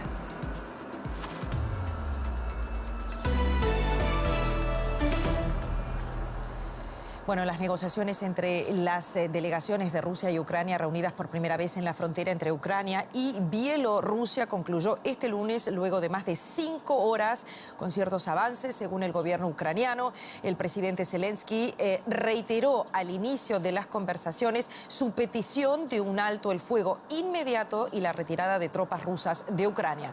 A pesar de los esfuerzos, hay poco optimismo de que los diálogos rindan frutos. La delegación de Rusia está encabezada por el ex ministro de Cultura rusa, lo que ha suscitado dudas sobre la seriedad de Moscú en las conversaciones. El encuentro ocurre mientras en territorio ucraniano siguen registrándose fuertes bombardeos y combates entre el ejército ucraniano y las tropas rusas. Contrario a los pronósticos iniciales, los soldados rusos han encontrado una firme resistencia local. Esta mañana fueron registradas fuertes explosiones en la capital, en Kiev y en Kharkov. Allí al menos 11 personas murieron en los bombardeos. La brutalidad del conflicto causa víctimas diarias. Los médicos dicen que estas personas resultaron heridas tras el bombardeo ruso en la ciudad de Mariupol. Una niña de 6 años no sobrevive. Otra vida perdida innecesariamente. Rusia dice que no ha atacado a civiles, pero eso lo desmienten imágenes como esta en la ciudad de Chernigov, en donde las autoridades informan que un edificio residencial está en llamas. Hay más imágenes de prueba. Tomas de satélite muestran los cráteres causados por las armas de artillería rusas cerca de zonas residenciales en la ciudad de Kharkov. Los ucranianos aseguran que harán lo que sea para defender a su país. Civiles y reservistas aprenden a convertirse en soldados. El ministro de Exteriores ucraniano deja claro la determinación del país a no rendirse. Y también hizo este llamamiento al pueblo ruso. In einer Minute darfst du. Ciudadanos de la Federación Rusa, lo que Vladimir Putin ha convertido su país, su gran país. Declaró una guerra invasiva contra Ucrania. Envió aquí a sus hijos, a sus maridos, para matar a los ucranianos, capturar nuestras tierras, destruir nuestras ciudades. Los ucranianos no queríamos esta guerra, pero lucharemos por nuestras tierras y nuestros hogares. Los residentes de Mariupol se refugian de los combates en un gimnasio subterráneo. Muchos llevan aquí 5 días. Pese a lo que ocurre en el exterior, algunos intentan ser optimistas. In 20 Sekunden. Hay esperanza para las negociaciones porque todo el mundo quiere la paz y algún resultado para que los civiles no sean asesinados. Somos la mayoría. Por ahora, la paz no ha llegado. Esa es la realidad. Una semana ha cambiado la vida de millones de ucranianos. Y queremos conectar rápidamente, allí la ven, con Xenia Polska de nuestra redacción de Europa del Este. ¿Qué tal? Muy buenas noches. Ha finalizado la ronda de diálogos, habrá una segunda. ¿Qué se sabe, Xenia?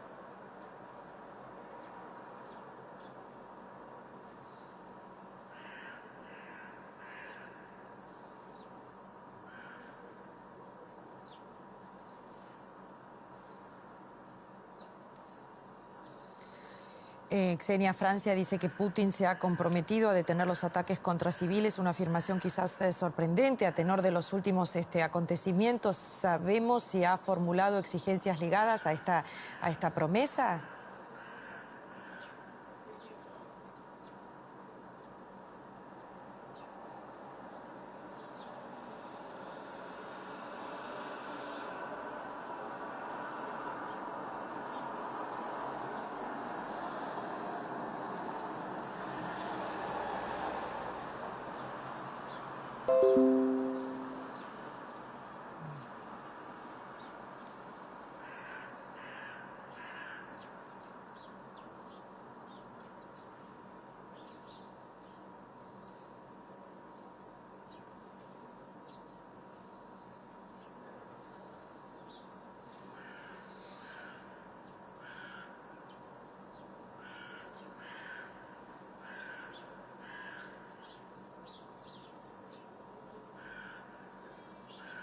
Muchísimas gracias, Xenia Polska.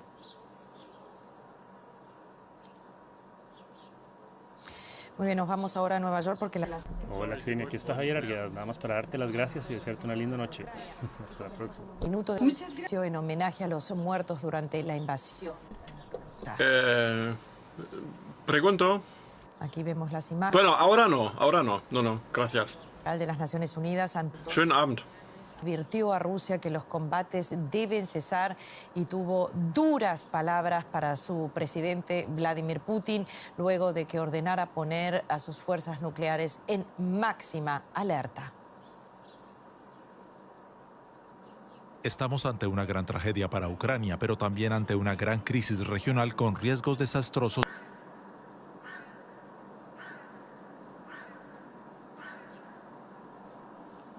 This is why Singapore condemns, in the strongest terms possible, any unprovoked invasion of a sovereign country under any pretext. We deplore the Russian Federation's special military operation against Ukraine, both its operation in the Donbas region and the broader land, air, and sea attacks across Ukraine, including on Kyiv, the capital city. We also note with great sadness and regret reports of the growing number of casualties and the loss of many innocent lives as a result of this unjustified attack and act of war.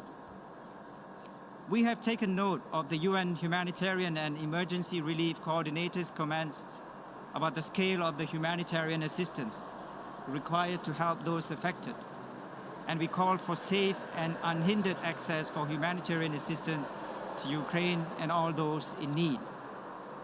Mr. President, we reiterate that the sovereignty, political independence, and territorial integrity of all countries, including Ukraine, must be respected within its internationally recognized borders. The Secretary General of the United Nations has stated that he considers the actions of the Russian Federation to be a violation of the territorial integrity and sovereignty of Ukraine and inconsistent with the principles of the Charter of the United Nations.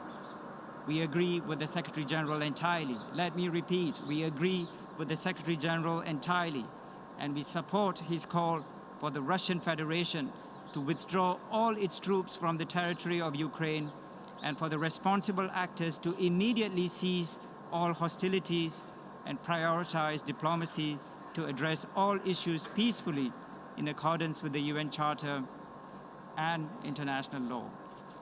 We also support the good officers of the UN Secretary General to be deployed in any way possible to facilitate diplomatic contacts and negotiations. Mr. President, let me conclude by saying that the world is watching us as we meet today in the General Assembly. As members of the General Assembly, we have to act swiftly, firmly, and with unity of purpose. Singapore is one of the main co-sponsors of the draft resolution that has been tabled for adoption in this General Assembly.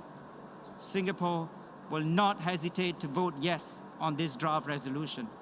Singapore will always vote to uphold the principles of the UN Charter and to uphold international law. And I would like to urge all members of the General Assembly to vote yes for this resolution. And distinguished delegates, this resolution is not about taking sides.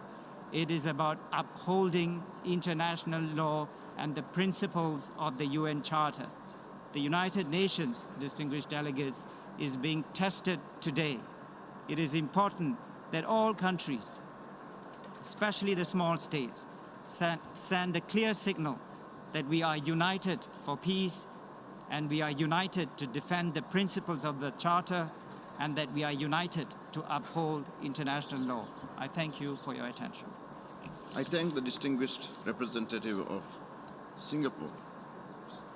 We have heard the last speaker in the debate on this item for this meeting. We shall hear the remaining speakers this afternoon.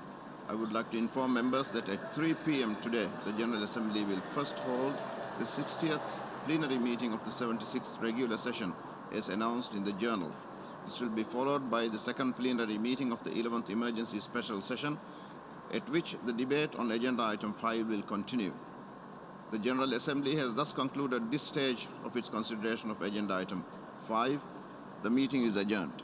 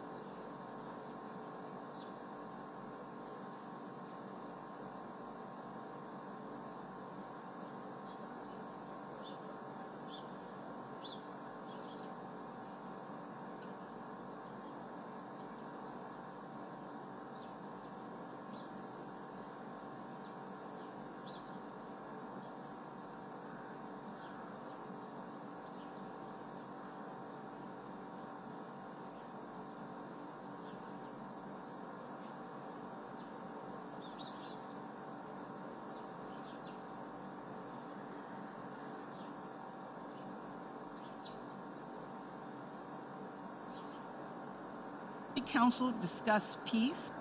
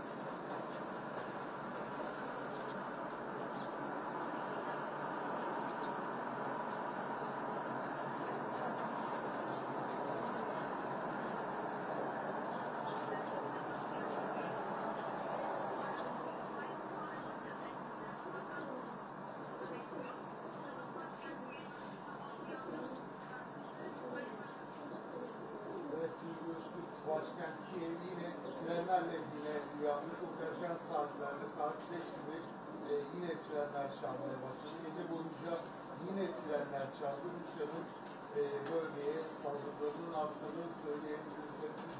Hepsi de roket saldırıları varken İdlib tarafında da Rus uçakları bulunduğunu ve bombalama yaptığını söyleyebiliriz. İdlib'de Rus uçakları dün öğlen saatlerinde bomba bıraktılar ve birçok noktayı vurdular.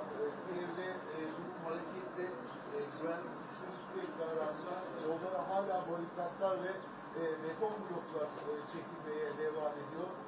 Kiev oldukça sokak savaşlarına artık hazırlanıyor diyebiliriz. Binlerce Ukrayna vatandaşı silahlandı ve bu noktada